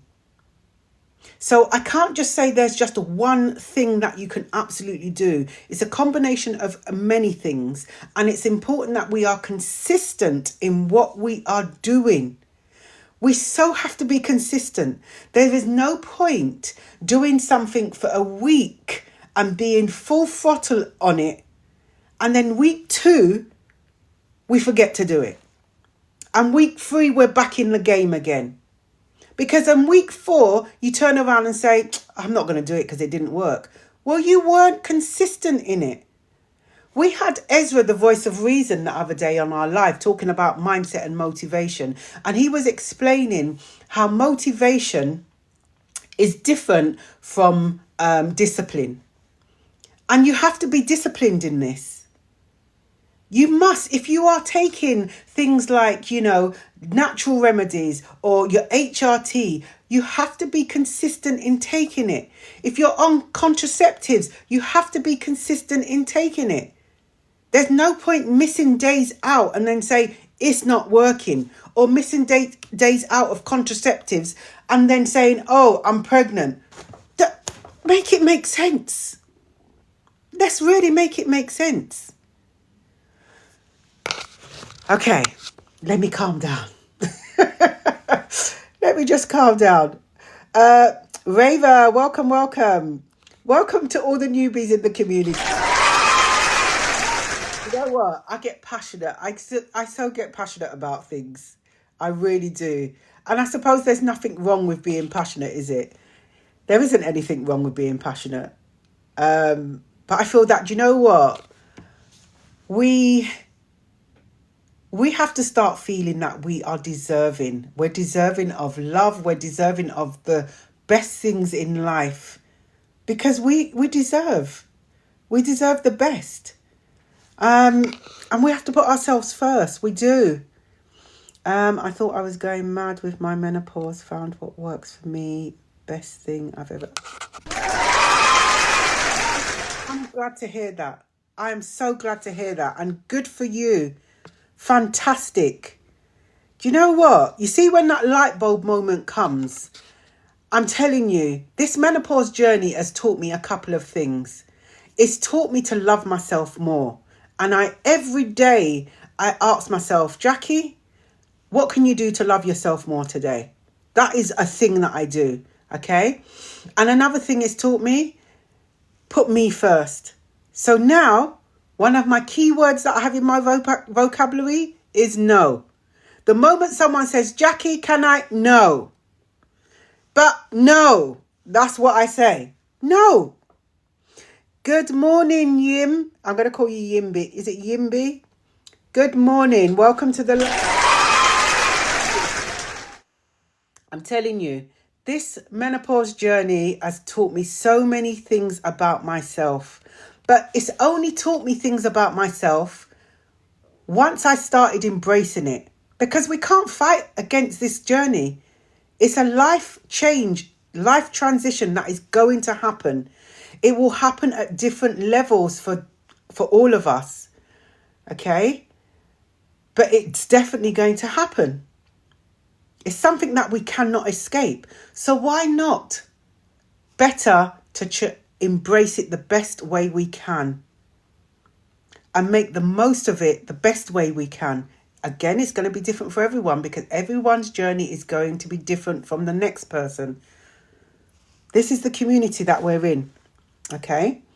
User 217. Welcome. You're welcome. Absolutely welcome. Thank you for the follow, everyone. If you want to be part of this community, all you have to do is follow. That's it. Okay. We're here 3 evenings a week, Tuesdays, Thursdays and Sundays, 8 p.m.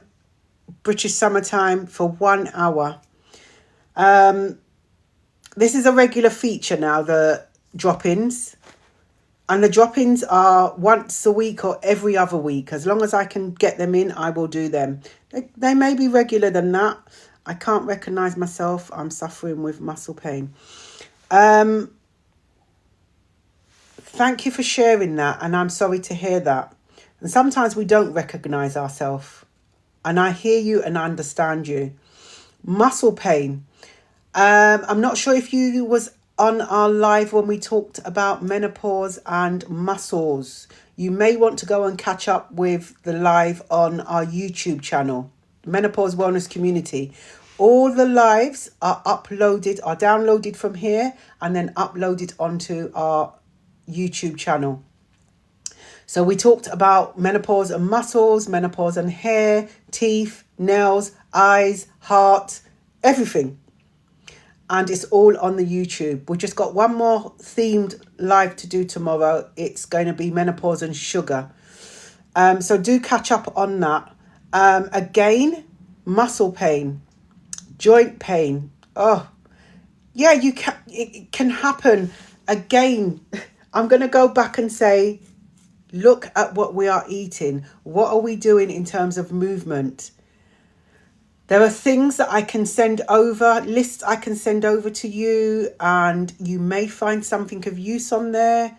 Herbs and spices, supplements, a natural way to replace hormones. Bearing in mind, although I say natural way to replace hormones, we're never going to replace them to the full capacity they once were. But there are going to be some things that we can do. I know from the HRT warriors, they will say, yes, it replaces it to a maximum. Some people have said HRT hasn't worked for them. We don't know what's going to work for us until we try it, right? But please, when we're trying these things, be consistent in trying them. Be consistent in using them. Let's not miss out days or weeks. Thank you for the reposts. Oh, that's you're welcome. You are absolutely welcome. I wish I could give more of my time. Listen, bless. Life, do you know what? We have to have a laugh sometimes, don't we? We absolutely have to have a laugh, because otherwise, if we don't laugh, we're going to end up crying every day. And I don't even think I got enough tears in my tear ducts to be crying every 5 minutes. So I'd rather laugh than cry. And laughing is good for the soul.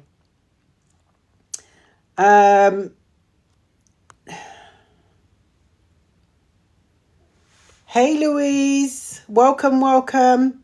So if you're new to the community, welcome.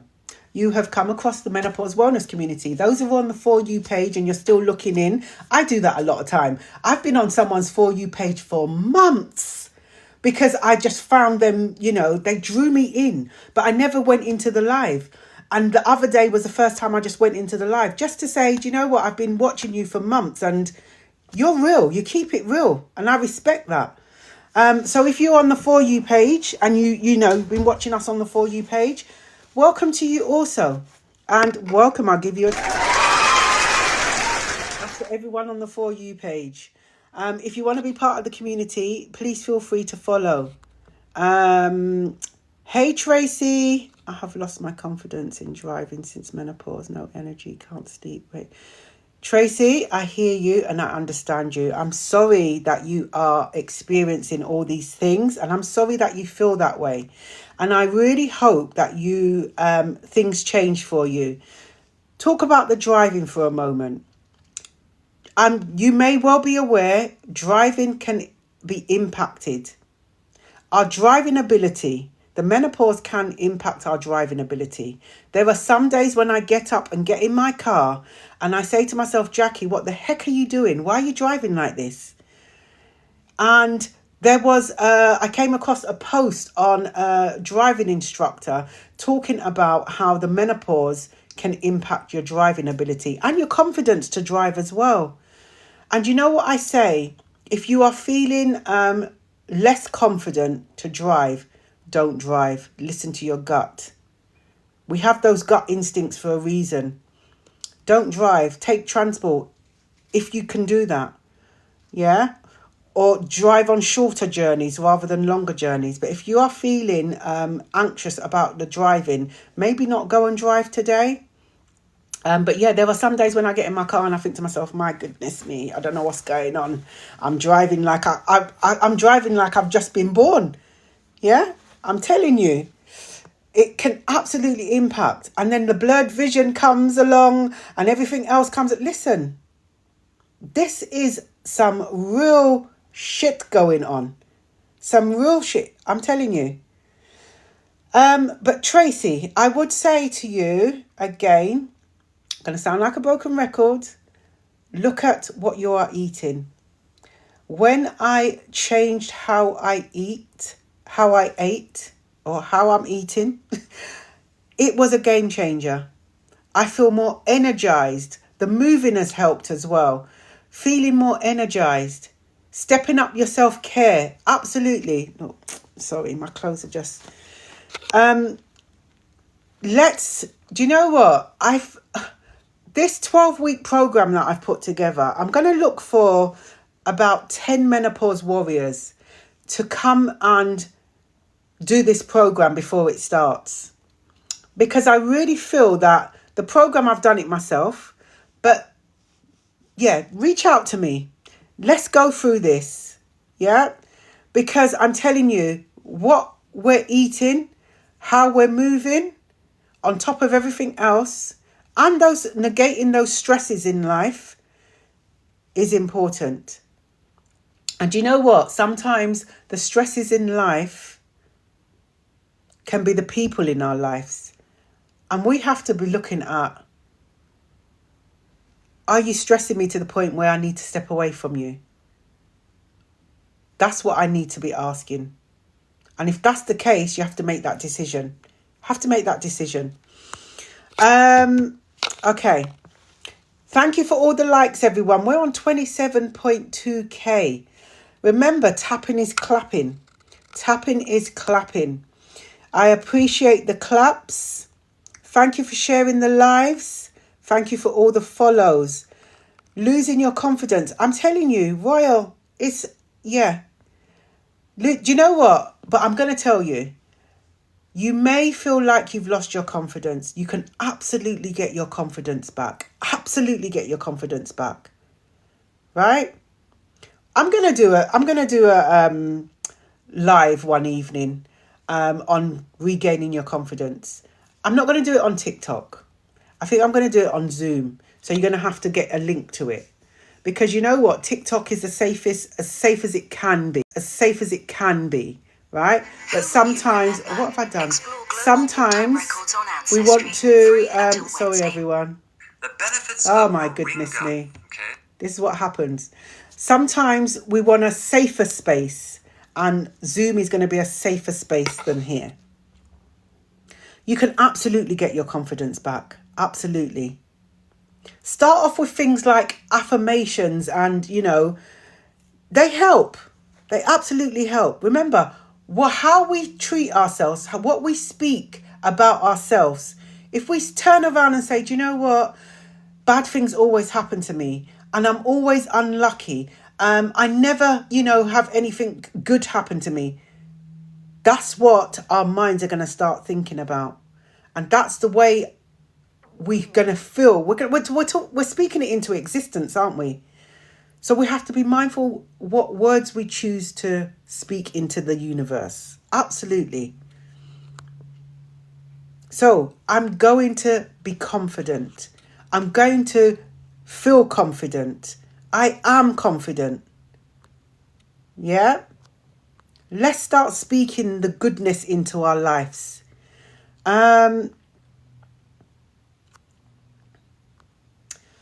Yes, thank you. Welcome to the Menopause Wellness community, everyone. We thought periods was bad. We now get menopause. Do you know what, Raver? I really truly believe, right? If as young women, we were educated to look after ourselves, particularly stepping up our self-care when our menstrual cycle came about to visit us. If we did that in our younger days, I truly believe that we would have had, or we can have, a smoother transition into our menopausal years. I truly believe that. This is why I want to speak up for the younger generation and actually educate them to step up on their self-care during the menstrual cycle months. I'm telling you, we just need to look after ourselves a lot better than we do. Put yourself first. Good day, Amika. Good day. And there's nothing wrong in putting yourself first. Absolutely nothing wrong. I'm going to check if there's any questions. If anyone, it's good that you're speaking to each other. It's fantastic. Yeah, sleep, listen. And I feel I know my issue with my sleep. My night sweats kick in, but only when my husband's in the bed. So do you know what? Husband sleep, it's going to be sleep, right? Listen, I need the sleep. So I'm going to choose sleep. So we're going to have different beds. That's what's going to have to happen. Because when I'm not in the bed with him, or when we're in a king size bed, when we're away on holiday, I don't get the night sweats. So yeah, the conversation is going to have to be had. He's not gonna like it, but you know what? I need to do me. That's what I need to do. I'm putting myself first, and I need my sleep. I'm just going back on the comments as far as it will take me. If I have missed your comments, it's not done on purpose. It only allows me to go back so far when I've missed the comments, right? So what I do after every live is I go back and trawl through all the comments. And if I've missed your question, I will reach out to you on a one-to-one basis and answer your question. That's only if your DMs are open. That's only if your DMs are open. Thank you for the roses, Danielle. But if your DMs are not open, you're just going to have to reach out to me somehow. And then I can answer your question. Okay? So I'm just scrolling back through the questions that, my goodness me, that I've missed to take. It takes me, here we go, it stopped me now. see what I've missed. This is... Okay. You're welcome. You're welcome. Absolutely welcome. Oh, thank you. And you too. And thank you for the heart me, Danielle. God bless you too. Thank you. I appreciate that. What's the point of talking? Gives information on... Satvia, welcome, welcome. What's the point of talking? Gives info on how to manage menopause. I don't understand what you're asking. What's the point? I've missed that. I've totally missed that. Are you asking what's the point of talking? But you're also asking about info on how to manage symptoms. Everyone will manage their symptoms differently. What works for one person may not work for somebody else. It is trial and error.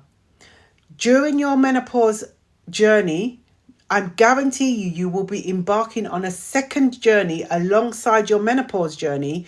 That journey is going to be to find out what works for you and you only. So there's two journeys going on. So you have to give yourself grace. You have to give yourself compassion. You have to be kind to yourself, because it may be that you are quite fortunate to identify within a matter of weeks what's going to work for you. But it may take months. It may take years. What's going to work for you? This trial and error. Okay, if something's not working, then you're going to try something else. There is going to be something there out there that's going to work for you. My legs get achy, my stomach, but yeah, I'm hearing you. Is it Regina B? I hope I'm pronouncing your name correctly. Your legs ache. You can get muscle ache. My stomach feels like I'm... Okay, so that's bloating. Bloating is quite is a symptom as well. There are going to be things that you can do. I'm going to go back again. What are you eating that is causing the bloating? Track what you're eating. Carry out a food diary. There is going to be something that you are consuming that is causing, that's aggravating the bloatiness. Yes, your hormone levels are fluctuating or declining. You're bloating. What's going on? We need to investigate a bit more. Hi, Nick. My employers have already let me go in. Your employers have let... I'm sorry to hear that. That doesn't sound good at all. Yeah, we've had a few warriors in the community talk about their menopause journey and the ADHD symptoms as well. There is a warrior in this book, and she talks about her symptoms and how her ADHD has been exacerbated due to the menopause. I'm telling you, this shit is real. I'm telling you. It is absolutely real. I'm sorry to hear that, Nick.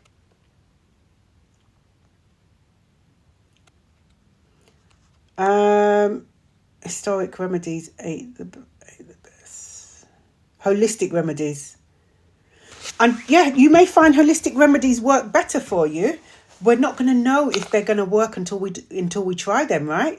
So again, what I'm saying to you is a journey inside a journey. We're going to keep on trying. We're going to keep on. Because the fact of the matter is, the menopause is going to happen. We're going to have to embrace it the best we can. This is why the community is here to support. We're going to grow together. We're going to educate each other. Share your journey. Someone else may see what you're using and think, oh, I didn't think of that. I think I might try it.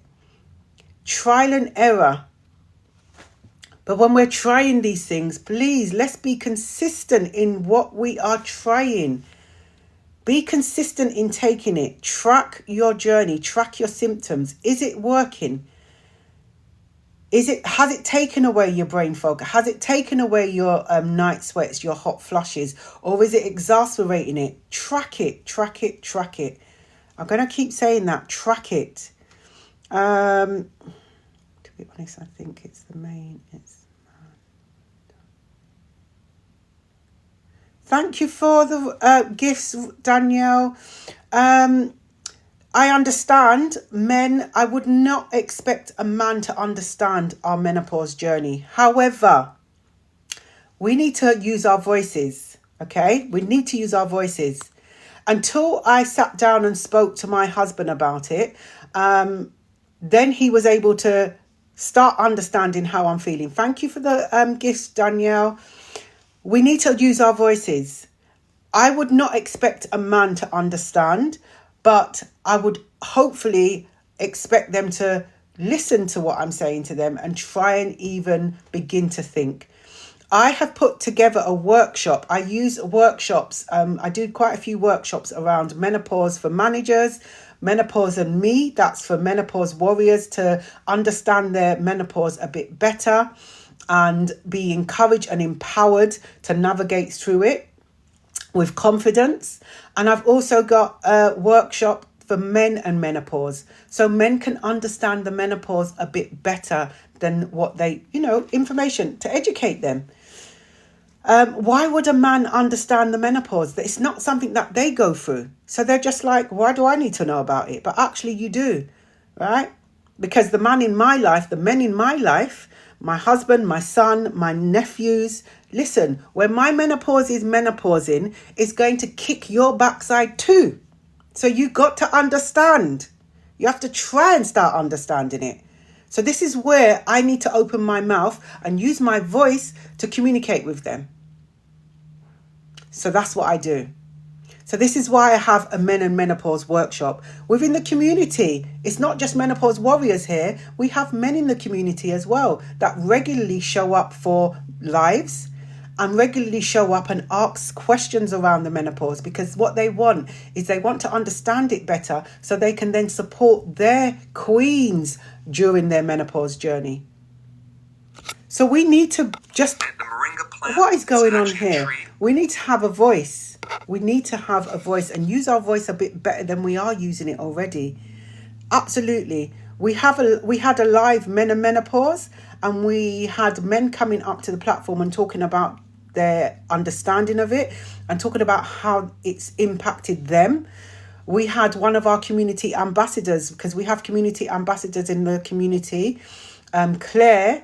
Her husband Brett came up and spoke about how it's been impacting him and what support he's been given to Claire. I'm telling you, we need to have these platforms where we give them an opportunity to come up and talk about it. Because gone are the days where the menopause is this silent, taboo subject. No, I'm not going to be quiet about my menopause, because it's happening. It's real. And you can see sometimes that it's impacting me, particularly when the sweat beads are busting down my forehead. It's happening. It's the menopause, right? So we're going to talk about it. Butterfly, welcome, welcome. All the newbies, welcome. And the menopause symptoms are absolutely. Smiler, I'm telling you. There are some common ones. There are not so common ones, but there are lists upon lists. We've got a list of 90 in the community that we share. And like I said, just because it's on the list, let's not take it as it's happening to me because I'm going through the menopause. If you are feeling that it's not right, go to see your GP, because it may not be the menopause journey. What do you mean, am I here legally? I don't understand what you're saying.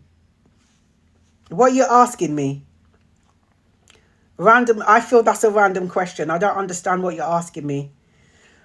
In terms of what? Legally as? Who is this? Anyway. We continue. Get a rebounder, life-changing. Absolutely. We need to change the way we are eating, the way we're moving, and look at it with a microscope. I'm telling you. Are you... Okay.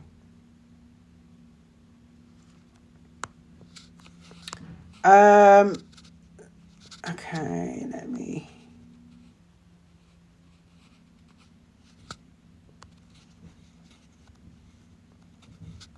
Let's do that. Done said. That's it. Because I don't know what the question is. Am I here legally? What? I don't understand that. Let's just get rid of. We get rid of. Yeah. Sometimes we just need to get rid of things in our lives or in our sight. Get rid of it. That's what we're doing. Welcome to the Menopause Wellness community, everyone. I'm going through the comments and the questions. Nick, thank you for asking the same question. I just blocked that person because I didn't understand. Are you here? Yeah, I didn't understand. I'm not giving time for people. Listen, you know what? Sometimes people don't deserve to be in our space, right? They don't deserve to be in our life. So we can just delete. That's what we're going to do. Delete. This is what I was saying the other day.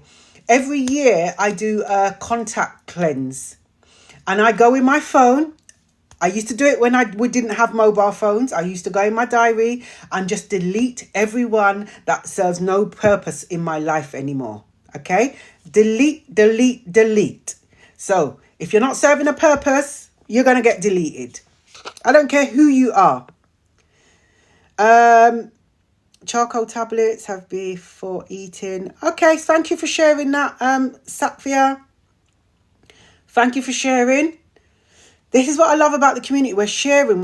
And as well, when we're sharing, even when I share things to you, listen, do your research on top of that as well. Just because I said the sky is purple, it doesn't mean the sky's purple. Okay? But from my perspective, I'm giving you reliable information. I'm absolutely sharing reliable information with you. However, go and do your checks as well. Absolutely. Hey, Sharon.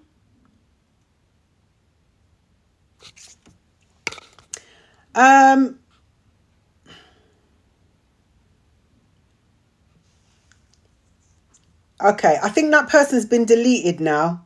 I blocked them. I apologise. You're coming to the community and you're getting harassed like that. It's not nice. Just leave. Yeah, come out of the space. You don't have to be here if you don't want to be here. What's going on with this? Listen, hey.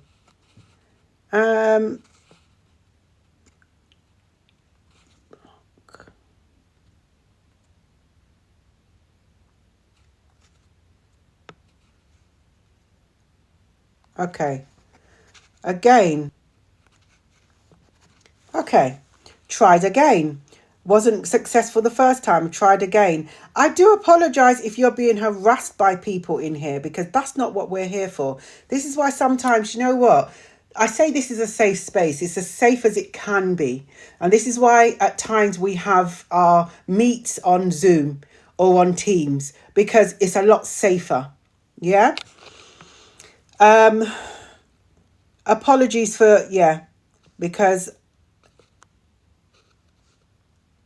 I've gone and blocked again. I don't know what's going on. For this talk show about... You're welcome. You're absolutely welcome. I feel that the more we speak about this subject, the more confident we become. The more we are able to embrace our journey. And we walk with our heads held high and we walk unapologetically, right? Let's stop apologizing for forgetting things. Let's stop apologizing for busting those sweats in the middle of a conversation. Let's stop apologizing for getting things mixed up. Let's stop doing that. Let's stop doing that. Tapping is clapping, everyone. Let's get some love in here. We're going to keep on talking about it. That's what we're going to keep on doing. Going through perimenopause here. Gosh, it's been a butterfly. You know what? Yeah, I hear you. It can feel challenging. It can feel so overwhelming because we're trying to get used to what's going on in our body. Our bodies are changing.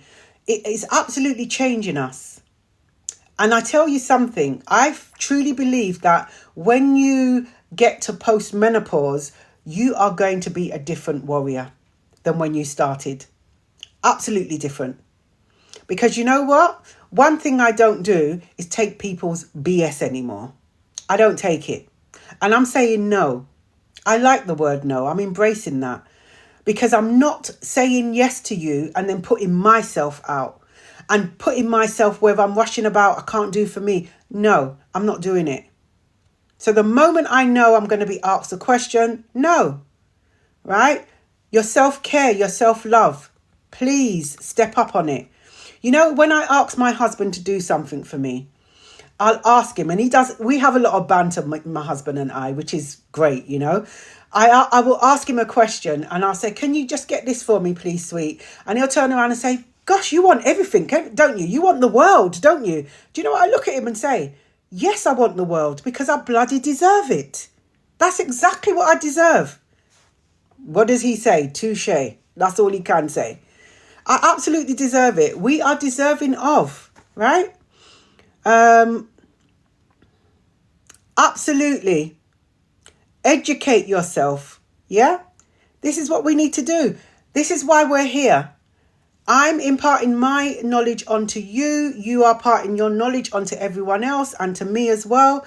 Listen, I'm not sitting here claiming that I know every single thing, right? Yes, I've studied and I'm a qualified menopause wellness practitioner as well as a qualified menopause nutrition and weight loss management practitioner, right? However, there are things that I'm still learning, and it's okay. We never stop learning, do we? We never stop learning. But sometimes there are things that we have got, that we have learnt through our childhood and our adulthood. We've learned, and you know what? Sometimes they're not good practices. We just need to unlearn them and then relearn. There's nothing wrong with that either. Absolutely nothing wrong with that. I'm in perimenopause. When I get really moody and frustrated, I just hit the... Excellent. So you have found a way to use that energy, right? So when you feel moody and you're getting frustrated, you go to the gym. Fantastic. Do you know what? That may not work for someone else. Someone else may feel that they go and walk, or they go and do baking, or they go and do something else. They go and build something. Whatever works for you. And you know what? That is good that you've done that. Perfect. Yeah, Mish. I think I've removed them now. I did. Do you know what? I've done it twice, and I hope they've gone now. I hope they've gone. Yeah, but apologies for that. This is a safe space as best as it can be safe, but we do get some people that, do you know what? I don't know. Maybe they don't have nothing better else to do but come in here and just talk foolfulness. But we're not putting up with the foolfulness, right? Block them. We've just deleted them. And I've hoped they've been deleted now. Thank you for the follows. Butterfly, the hair loss. Oh, my goodness me. I hear you and I understand you. I wasn't losing my hair. My hair was thinning. Really, really feeling thin. It was horrible. And I was able to use an oil called Rise. This is from the Hair Loss and Hair Health and Hair Loss Live. A lady called Aqua and her oil. And I know lots of people make up their own oils, but natural things. Okay, so I purchased this oil, 2 months worth of it, and I started using it, and my hair stopped being thin. It started to get its thickness back again. That worked for me. So it's finding something that works for you. You may want to catch up on the on our YouTube channel, the Menopause Wellness Community YouTube channel. It talks about the live. The live is on hair health and hair loss, and there's also a live on menopause and hair. You absolutely can get that back. Yeah, don't give up. Do not give up.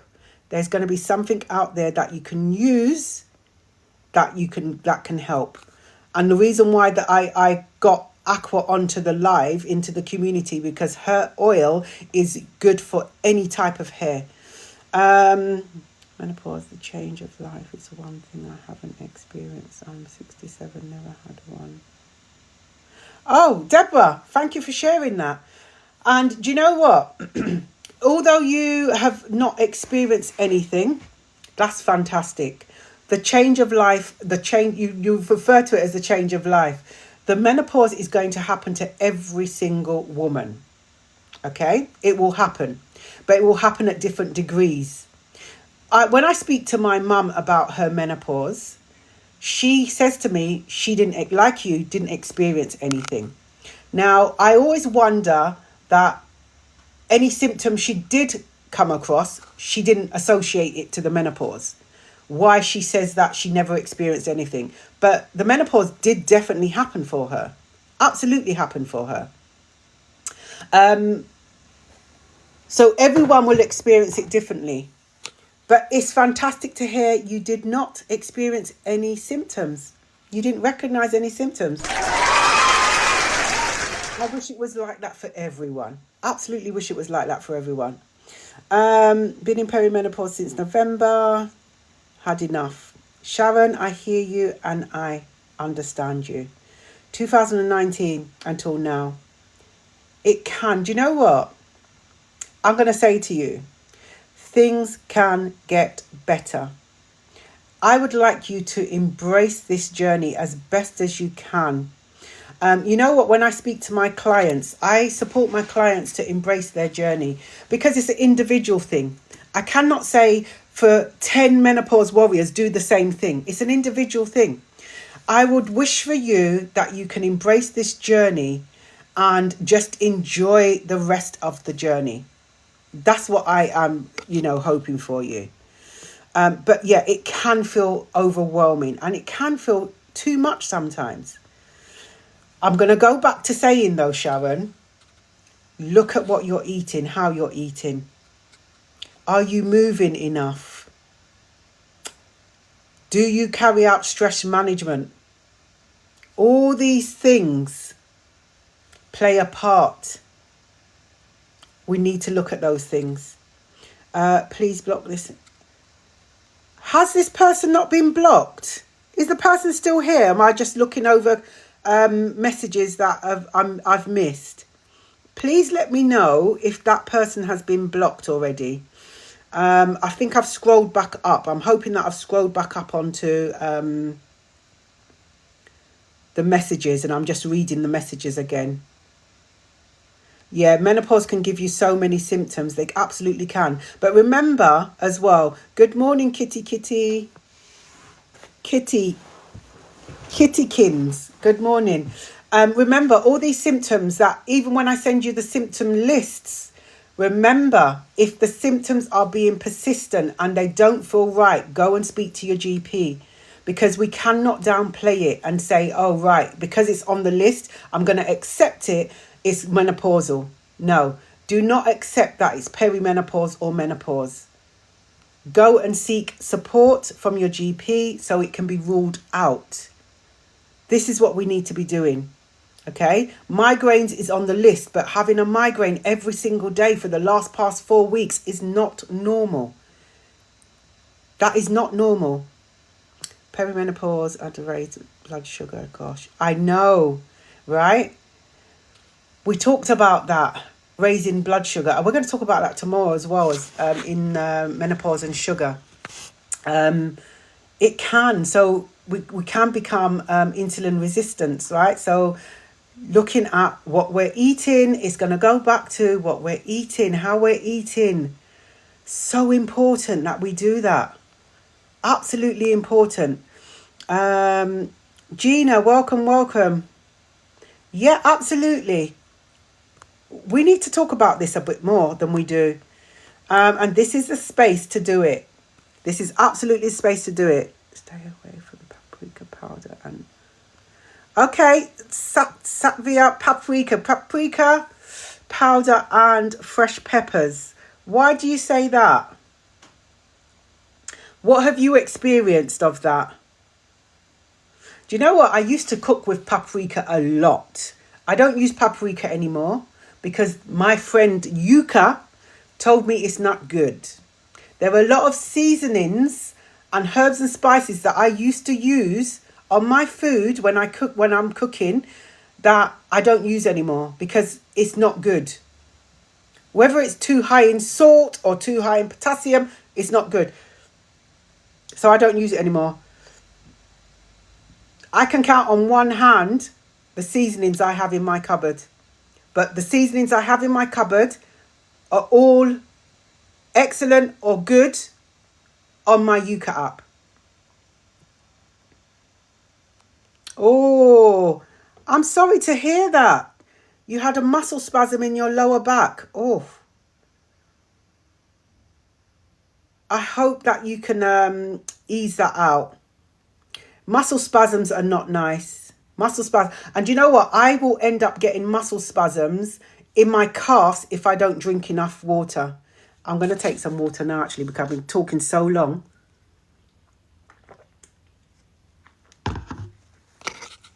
But yeah, I hope you can get rid of that. Muscle spasms is not a joke. I'm on HRT, as you said, it doesn't fully replace your youth as it was. No, it doesn't. It doesn't. You're never going to be able to replace. If you look at diagrams that show women with their hormones, okay, you will see in our 20s, our hormones, the levels of hormones are topped up, right? And as we get older, the levels start to decline. By the time we hit post-menopause, the levels are probably in our feet. That's what the measurement I'm looking at, okay? The hormone levels are probably at our feet. Are we going to be able to top it back up to where it started off? Absolutely not. But there are going to be things that we could be using to help bring it up to the best level it can be. That's what we're going to be doing.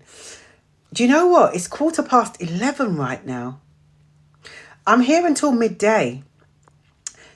The menopause drop-ins are 3 hours. Thank you for all the likes, all the gifts. Thank you for joining the live, being part of the community. If you're not part of the community and you would like to be part of the community, follow. Welcome to all the newbies. Thank you for the roses. Newbie, Kitty Kit. Let me say your name properly. It's not coming out. You know what? Sometimes my words just don't come out properly. Welcome to the Menopause Wellness community. Welcome. First timer. Welcome. Vitamin D and K2. I use the Nutrition Geeks one. Yes, I've heard that's good as well. Vitamin D, particularly when the sun's not out. We need our vitamin D. From Birmingham. Welcome. Welcome.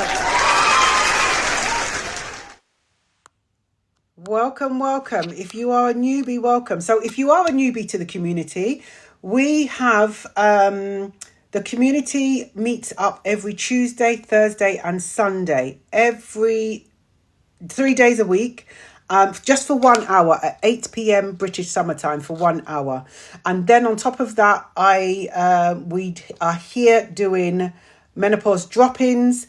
I am working them into having them every week. Sometimes they're every other week. I don't actually put out when I'm going to do a menopause drop-in. I will post the day before, a couple of days before. Because this is not the only thing I do other things. I work around my diary. So we do also have menopause drop-ins. We have guest speakers coming on. We also have face-to-face events. We're going to be having more of them in the new year. We are having our very first live face-to-face event, Embracing Menopause event in January, the 24th of January on a Saturday.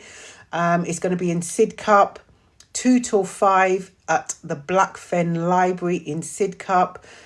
You will need to get your tickets. It is a free event, but you still will need to get your tickets. Thank you for the roses, Joyful. This is going to be our first event of many. There are going to be new things happening in January, in the new year. You're going to be able to access Step Into Your Fitness program. There is also a 30-day Embracing Menopause program. There is also, what else is happening? We're going to be having retreats. We're going to be having more meets. There is also going to be a lot more menopause cafes happening, which are going to be face-to-face.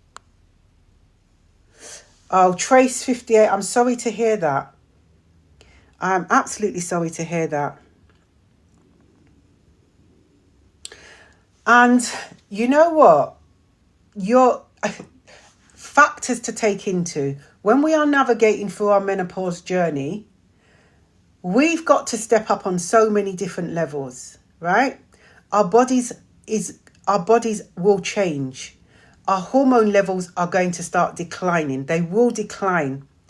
And we need to think about how we're eating, how we're moving, the stresses in our life. There's also the genetics as well that is going to be play a factor in that as well. Our lifestyle, like I said, the stress management is so important. So lots of different things. Tracy, Trace 58, I really hope that doesn't happen to you again. Look after yourself. Please look after yourself. I take magnesium at night, helped muscle with cramp. Fantastic to hear that the magnesium. And being consistent with it, right? It's not a thing that you're going to say, oh, I'm going to start taking magnesium tomorrow, and then you take it tomorrow, and then next week you don't take it for another 2 weeks. Be consistent in taking it. Absolutely. Me, Julie, welcome. What can I use for dryness and itching? Down below, please. I love that question. Do you know why? Because I experienced the same thing. I had vaginal itching, and oh my goodness me, the itching was itching to the point where the night times got worse. I don't know why, but the nighttime was worse. You're fighting, right? And believe me, when I itched it back, the itch was sweet. And then to the point where I had to cut my nails because I was tearing my skin. It's horrible. Do you know what? I went to the doctors. I didn't go to the doctors. I had a consultation over the phone. And I said to the doctor, I need something because this is the menopause, blah, blah, blah. Okay, the doctor said, I'm going to give you some hydrocortisone cream. Only use it for 3 days. Cut a long story short, I was eating avocados. I eat avocados anyway, but for some reason, I started eating avocados religiously before I started taking that cream. The cream used for 3 days didn't work. Avocados. The 28th day of eating avocados, I ate half an avocado a day. The itching has gone. The dryness has gone. Now, avocados, I eat it every day. Half an avocado a day. Whether I eat it with my dinner or eat it as a snack. If you do not like avocados, mash the avocado up and use it as a use it as a wash. Even down there, use it as a wash. Don't mix it with anything, okay? Just avocado, mash it up, use it downstairs.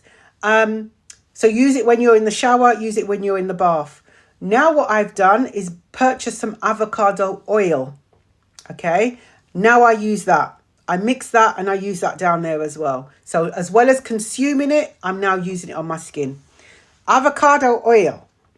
That's what I recommend. But before you use avocado oil, remember with everything, do your skin patch test first.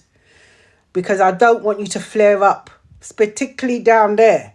Listen, it's real. I'm eating organic, mostly fruit and veg, also broth from lamb bones. Okay, what's working for you? Fantastic.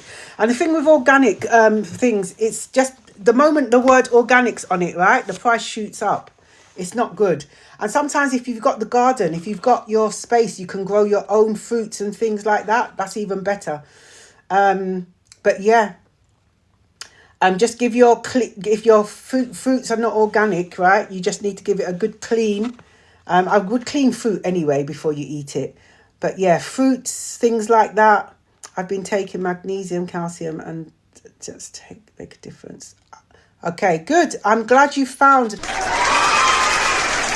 Celebrate what you found and it's working for you. And I can see that it's working for you. You're being consistent in taking it. Fantastic. Absolutely fantastic. We have got 32 minutes left before I end the live. We are doing a menopause drop-in today. I'd love to get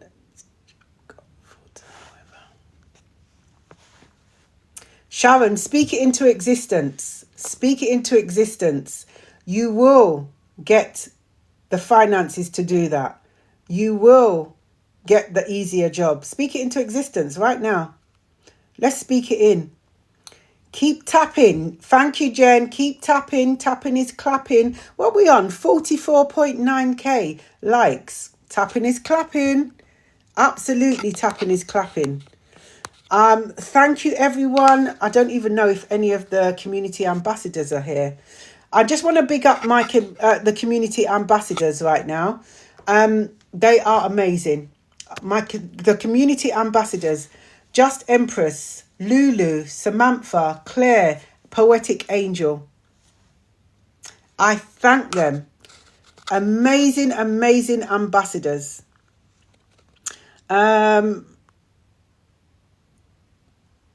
Okay, you got olive oil there. Thank you for sharing that as well. Thank you for sharing. You're welcome, Butterfly. You're welcome. Have a great day. We're here Tuesdays, Thursdays and Sundays. Olive oil and black seed oil helps before bed. Yep. Thank you for sharing that.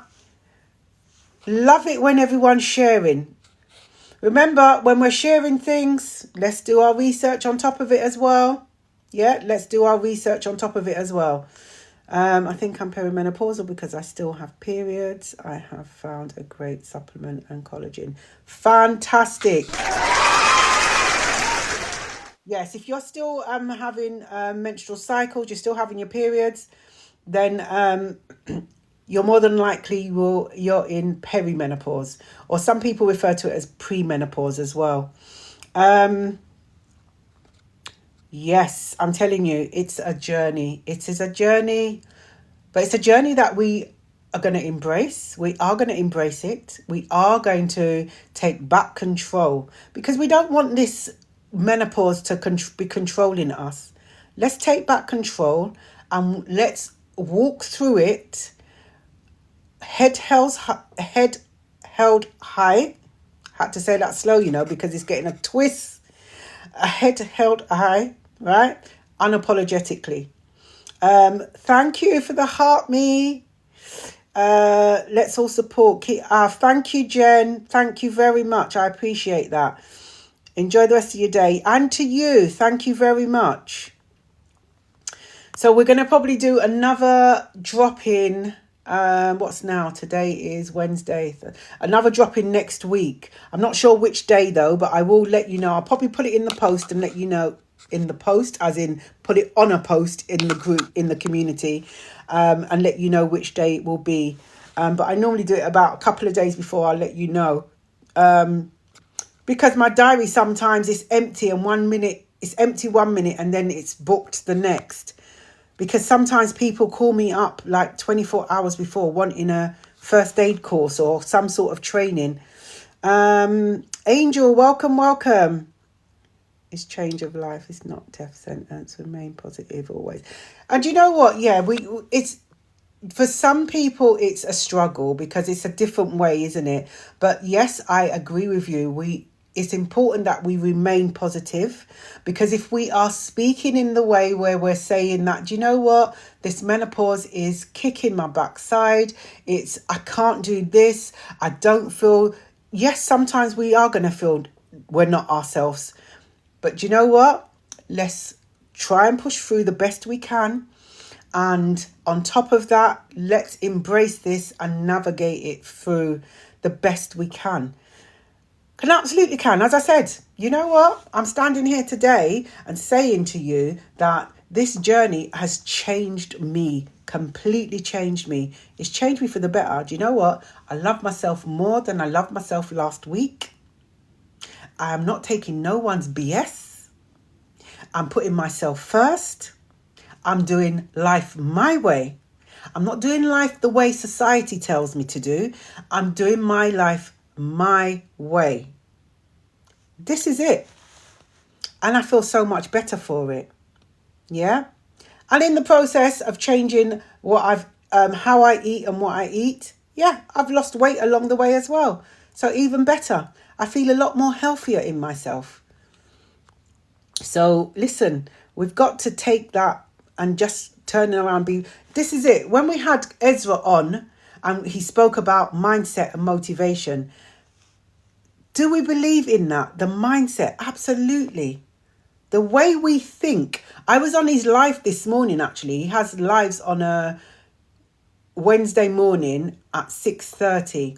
And after I did my workout, I caught him on his live and he was talking about our belief system.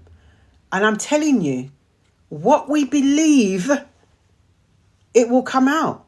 Because if we believe that we're not worthy, we're not deserving, then that's how our life's gonna be and how it's gonna feel.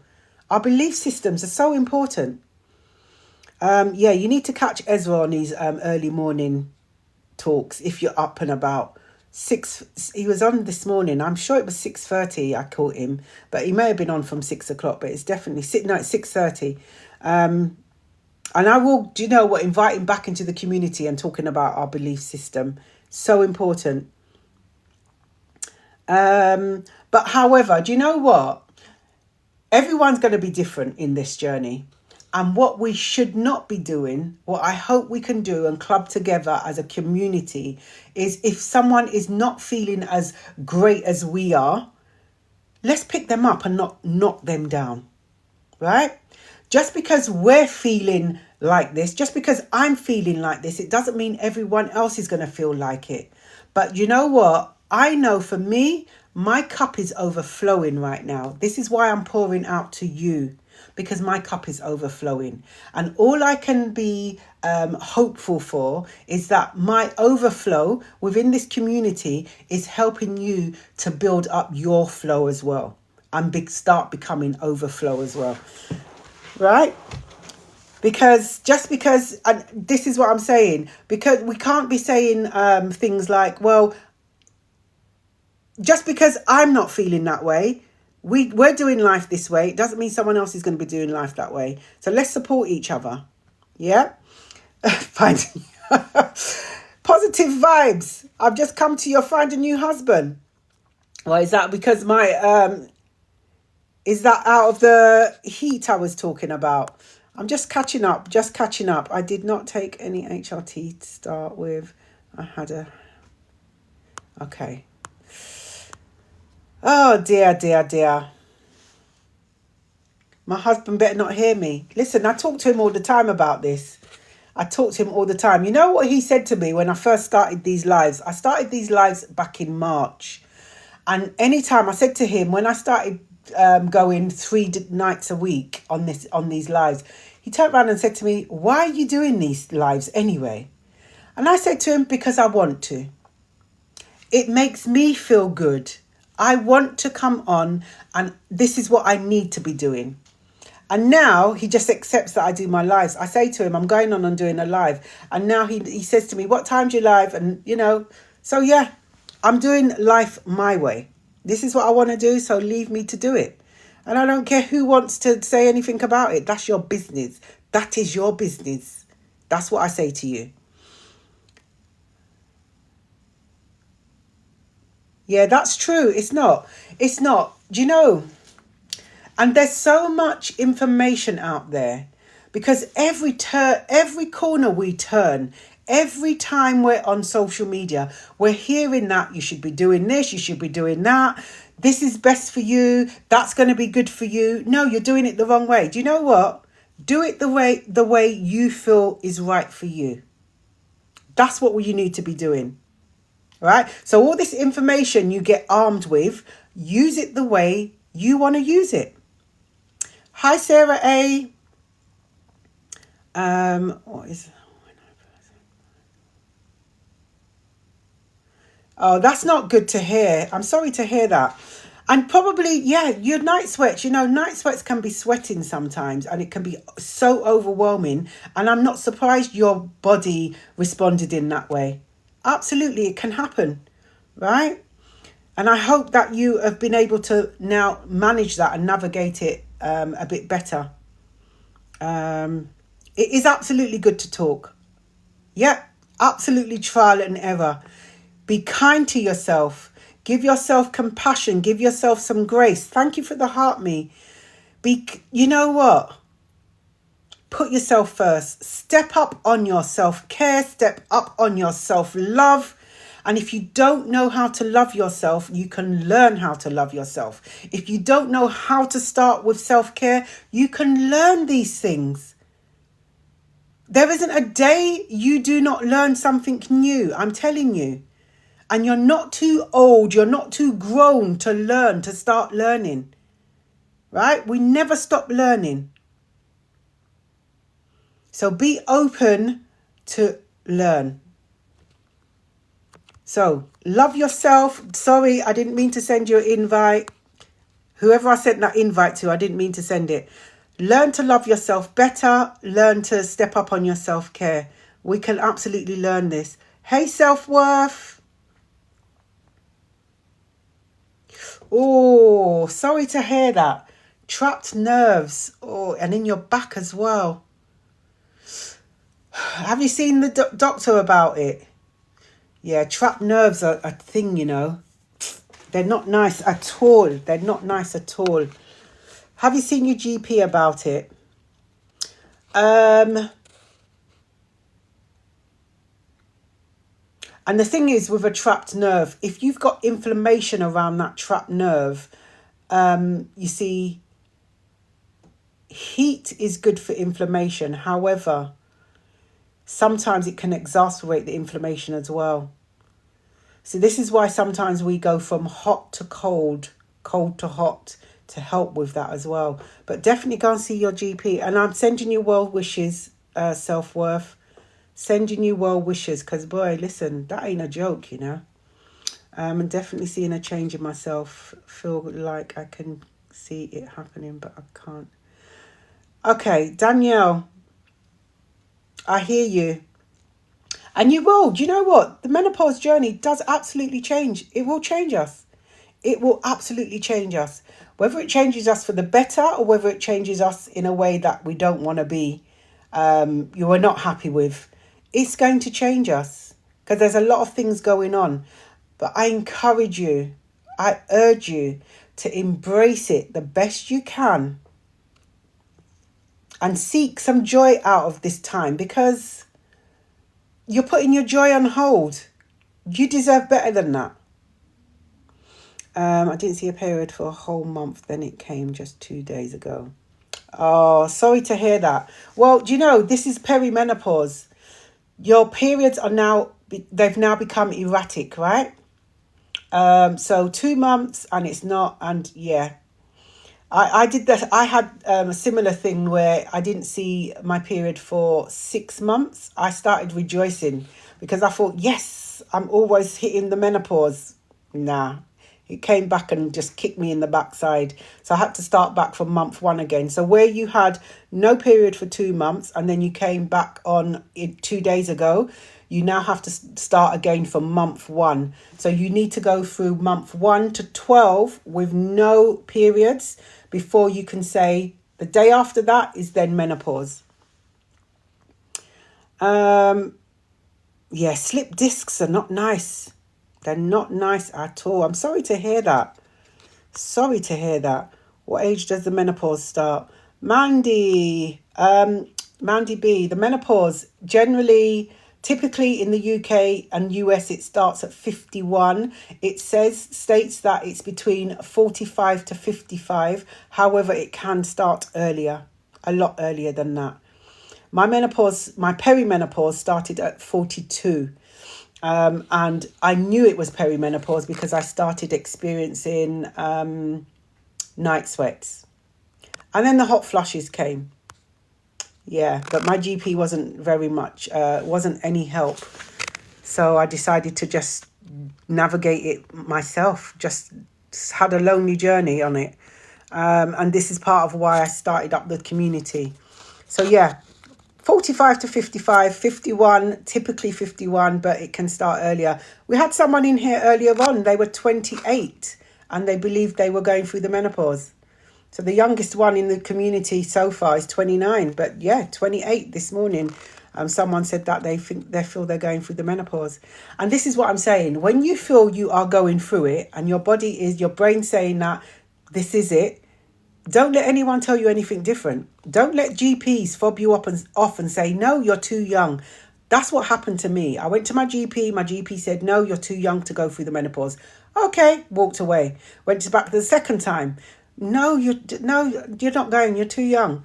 I went back, and you know what? The third time, I was a better advocate for myself, and I said to my GP, no, I am. I need to have a blood test. I had the blood test, and the blood test came back, unfortunately, indicating that I was not going through the menopause. It indicates the hormone levels, right? And depending on the time of the day and everything else going on, sometimes these blood tests are not reliable. So after the third time of going to the GP, I just thought, you know what? I know I'm going through the menopause. I'm not going to go back. And I just navigated the journey alone. However, I have shared with the community time and time again that I came across some research, and it actually states women navigating through the menopause actually go to their GPs 10 times before they are heard. That is wrong. So this is why I encourage you to speak up. You need to be shouting from the rooftops. 10 times is too much. One time is too much. Right? By the 10th time, you're probably worn down and you're feeling like you're going crazy because the GP is not listening to you. 10 times is too long. So when you go there, go armed with information, because please remember, GPs have 1 hour of menopause training. They tap into 1 hour. Unless they are women specialize in women's health, then they're going to have more training on this. So it's more than likely that your GP, particularly if your GP has only had 1 hour of menopause training, you are going to then educate them. Okay? You are definitely going to be educating them. So take your information with you to your appointments. Big mouth John, not all men you can talk to about that. Absolutely. You're right. Because some men are not going to want to listen to it. They probably feel embarrassed about it. Why are you talking to me about women's problems? Well, I'm sorry. My problem is going to be your problem, particularly if you live in my household. It's going to be your problem now. So you need to listen. Managers at work, they have to listen because they now have to change up what they're doing. It is no longer a tick box exercise to put that fan on your table fan on your desk at work. They have to be doing better. And I feel that sometimes, again, you may disagree with me, sometimes men do not want to talk about it because they feel embarrassed about it, because actually sometimes we feel embarrassed about talking about it. So the more we talk about it, the more they're going to hear it, right? It shouldn't be an embarrassing conversation that we're having. Don't get me wrong. We're not going up to everyone we meet. Hi, I'm Jackie. I'm menopausal. I don't do that. But if the conversation comes, if the opportunity comes about, particularly if I'm speaking in front of an audience and I start busting a sweat, I'm going to talk about my menopause. All right, because this is what's happening to me right now in front of your eyes. It's now having an impact on you. So I'm going to talk about it. And I'm going to talk about it unapologetically. That's what I'm going to do. But yeah, there are men in this platform, there are men in the community that talk about menopause with us. Absolutely. They need to hear it. They need to understand it. They need to listen. Yes, Anjetta. It will not break me today. Absolutely, let's speak that into the universe. It is not going to break me, right? We're not going to allow it to break us. We are going to be kind to ourselves. We are going to be unapologetic in our journey. We are going to step up on our self-love. We're going to boss up on our self-love. And we're going to boss up on our self-care. We're not going to take BS from anyone anymore. And we're not going to be ashamed to say no. Whoever we say no to, they'll get over it, isn't it? They will get over it. Practice no. The moment someone says, Jackie, can I? No, you cannot. But no, I don't want to hear. That's it. Just practice no. It's good. Good for you going to mobility classes. Good. Whatever helps you, right? Whatever helps you. Let me see. Whatever helps you. Kiki, welcome. Hey, Kiki, how are you?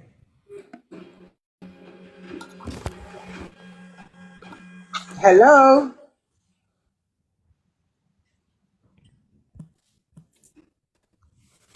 Okay. Maybe Kiki wasn't ready to talk. Okay. So, yeah, we seriously need to just boss up. I do remember I ask myself every single day, intentionally, I ask myself, Jackie, how can you love yourself better today? Right? What can you do for yourself today that will make you feel loved because you are so deserving of it? I absolutely am. Right? Like I said earlier on, when I ask my husband to do something for me, and I ask him to do a lot for me, he always turns around and says, you want the bloody world, don't you? And I say, yes, because I bloody deserve it. That's my answer to him, right? And we've got to start walking in our purpose of, we deserve it. We deserve the best.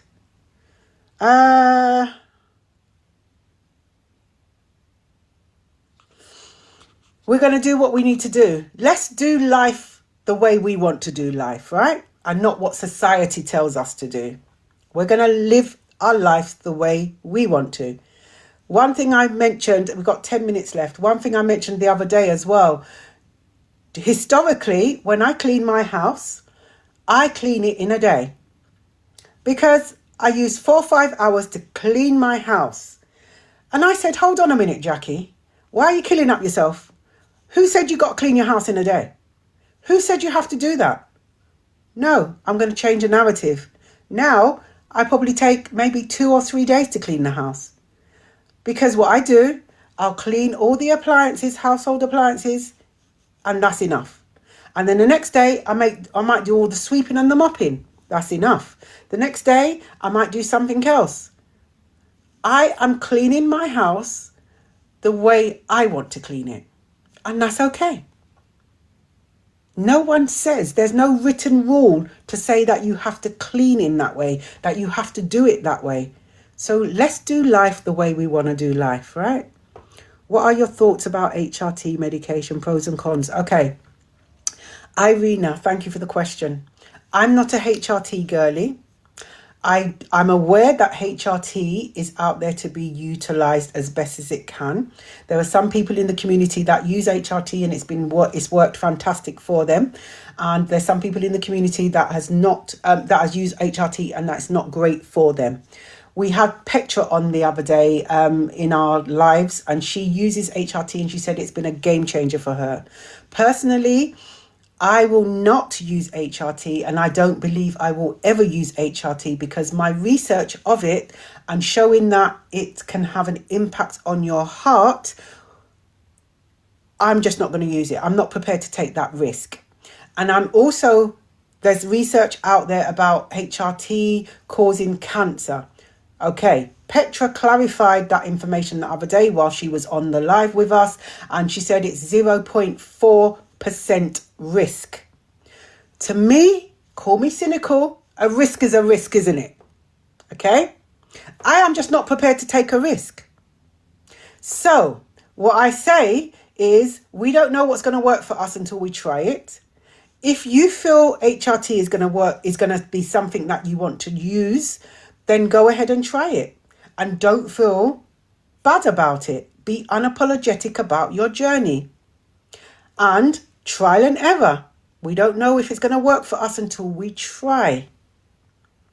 So those are my thoughts on HRT. I personally don't feel I would use it because I'm not prepared to take the risk on my heart. It's only the one heart I have, and I want to keep it as long as I can. and keep it functioning as long as I can. So I'm just not prepared to take the risk. But remember, when we're looking at things, we need to check out, does the risks outweigh the benefits? And if the risks outweigh the benefits, then you've got to ask yourself, are you prepared to take those risks? That's a question you will need to answer. Yeah, so Irina, that's my thoughts really. If HRT works for you, I am up. I'm genuinely happy for you. But if you don't know if it's going to work for you until you try. Yeah? Yeah, I'm just not an HRT girly, and I will never be. And I know Petra is, I can hear Petra in my ears now saying, well, you never say never, you just never know. No, I think I've navigated through this journey for so long without it. I'm just never going to take it, because it's always going to be in the back of my mind. To me, when they say HRT is natural, how can it be natural? It's been made in a lab. I don't know. Make it make sense to me. To me, I cannot get my head around that. How can it be natural? Because it's made in a lab. It's man-made. So what's natural about it? That's the question I ask myself. Yeah, but you know what? We do whatever you need to do to help you navigate through this journey. And if it's HRT, then so be it. But do not be unapologetic about how you choose to navigate through your journey. Hi, Nicola. Thank you for the follow. Look, we've got 5 minutes left before the live is ending, and we close the menopause drop-in. I haven't seen it again. I think it's blocked. Okay. Oh yeah, I think I'm hoping I was blocking that person. At what age do periods stop? I'm 44. Danielle, it's different for everyone. Generally, perimenopause is when your periods become erratic. You start getting mood swings. You can start getting mood swings, hot flushes, night sweats. These are some common symptoms of perimenopause. I have women in the community that are in their mid-50s and they're still having periods. So your body will do what it wants when it's ready. But generally, your periods will anything between 45 and 55. Thank you for the heart me. 45 and 55. And typically in the UK and the US, it's 51. But it can happen before. Do you know what? Our bodies will do what it wants to do, you know. Generally, our bodies will have a chemical imbalance change around the 7-year mark. This is why sometimes you may, as a child, have experienced asthma, and after 7 years you've grown out of it, or you didn't have asthma and then years later you do have it. Our body's changing. It's always changing. I can eat one food this month and maybe next month, because my body has changed, the food, I can't take it anymore. Same thing has happened to me recently with CMOS. I always took CMOS. I have some CMOS now, and I took it and I get an upset stomach. It causes me trapped wind. And I thought, what's going on? My body's obviously changed. So now I can't consume it. I'm just using it on my skin. So I'm using the CMOS to wash, brush my teeth, put in my hair as a hair mask. That's what I do. Because right now, consuming it, it's not going to help. Thank you for the heart me. We have literally got 3 minutes. So this is what I'm going to say to everyone. Today we had a menopause drop-in. It was for 3 hours. I was here from 9 and I'm going to sign off at 12 because I've got other things to do today. I'd love to stay longer, but I'm not going to.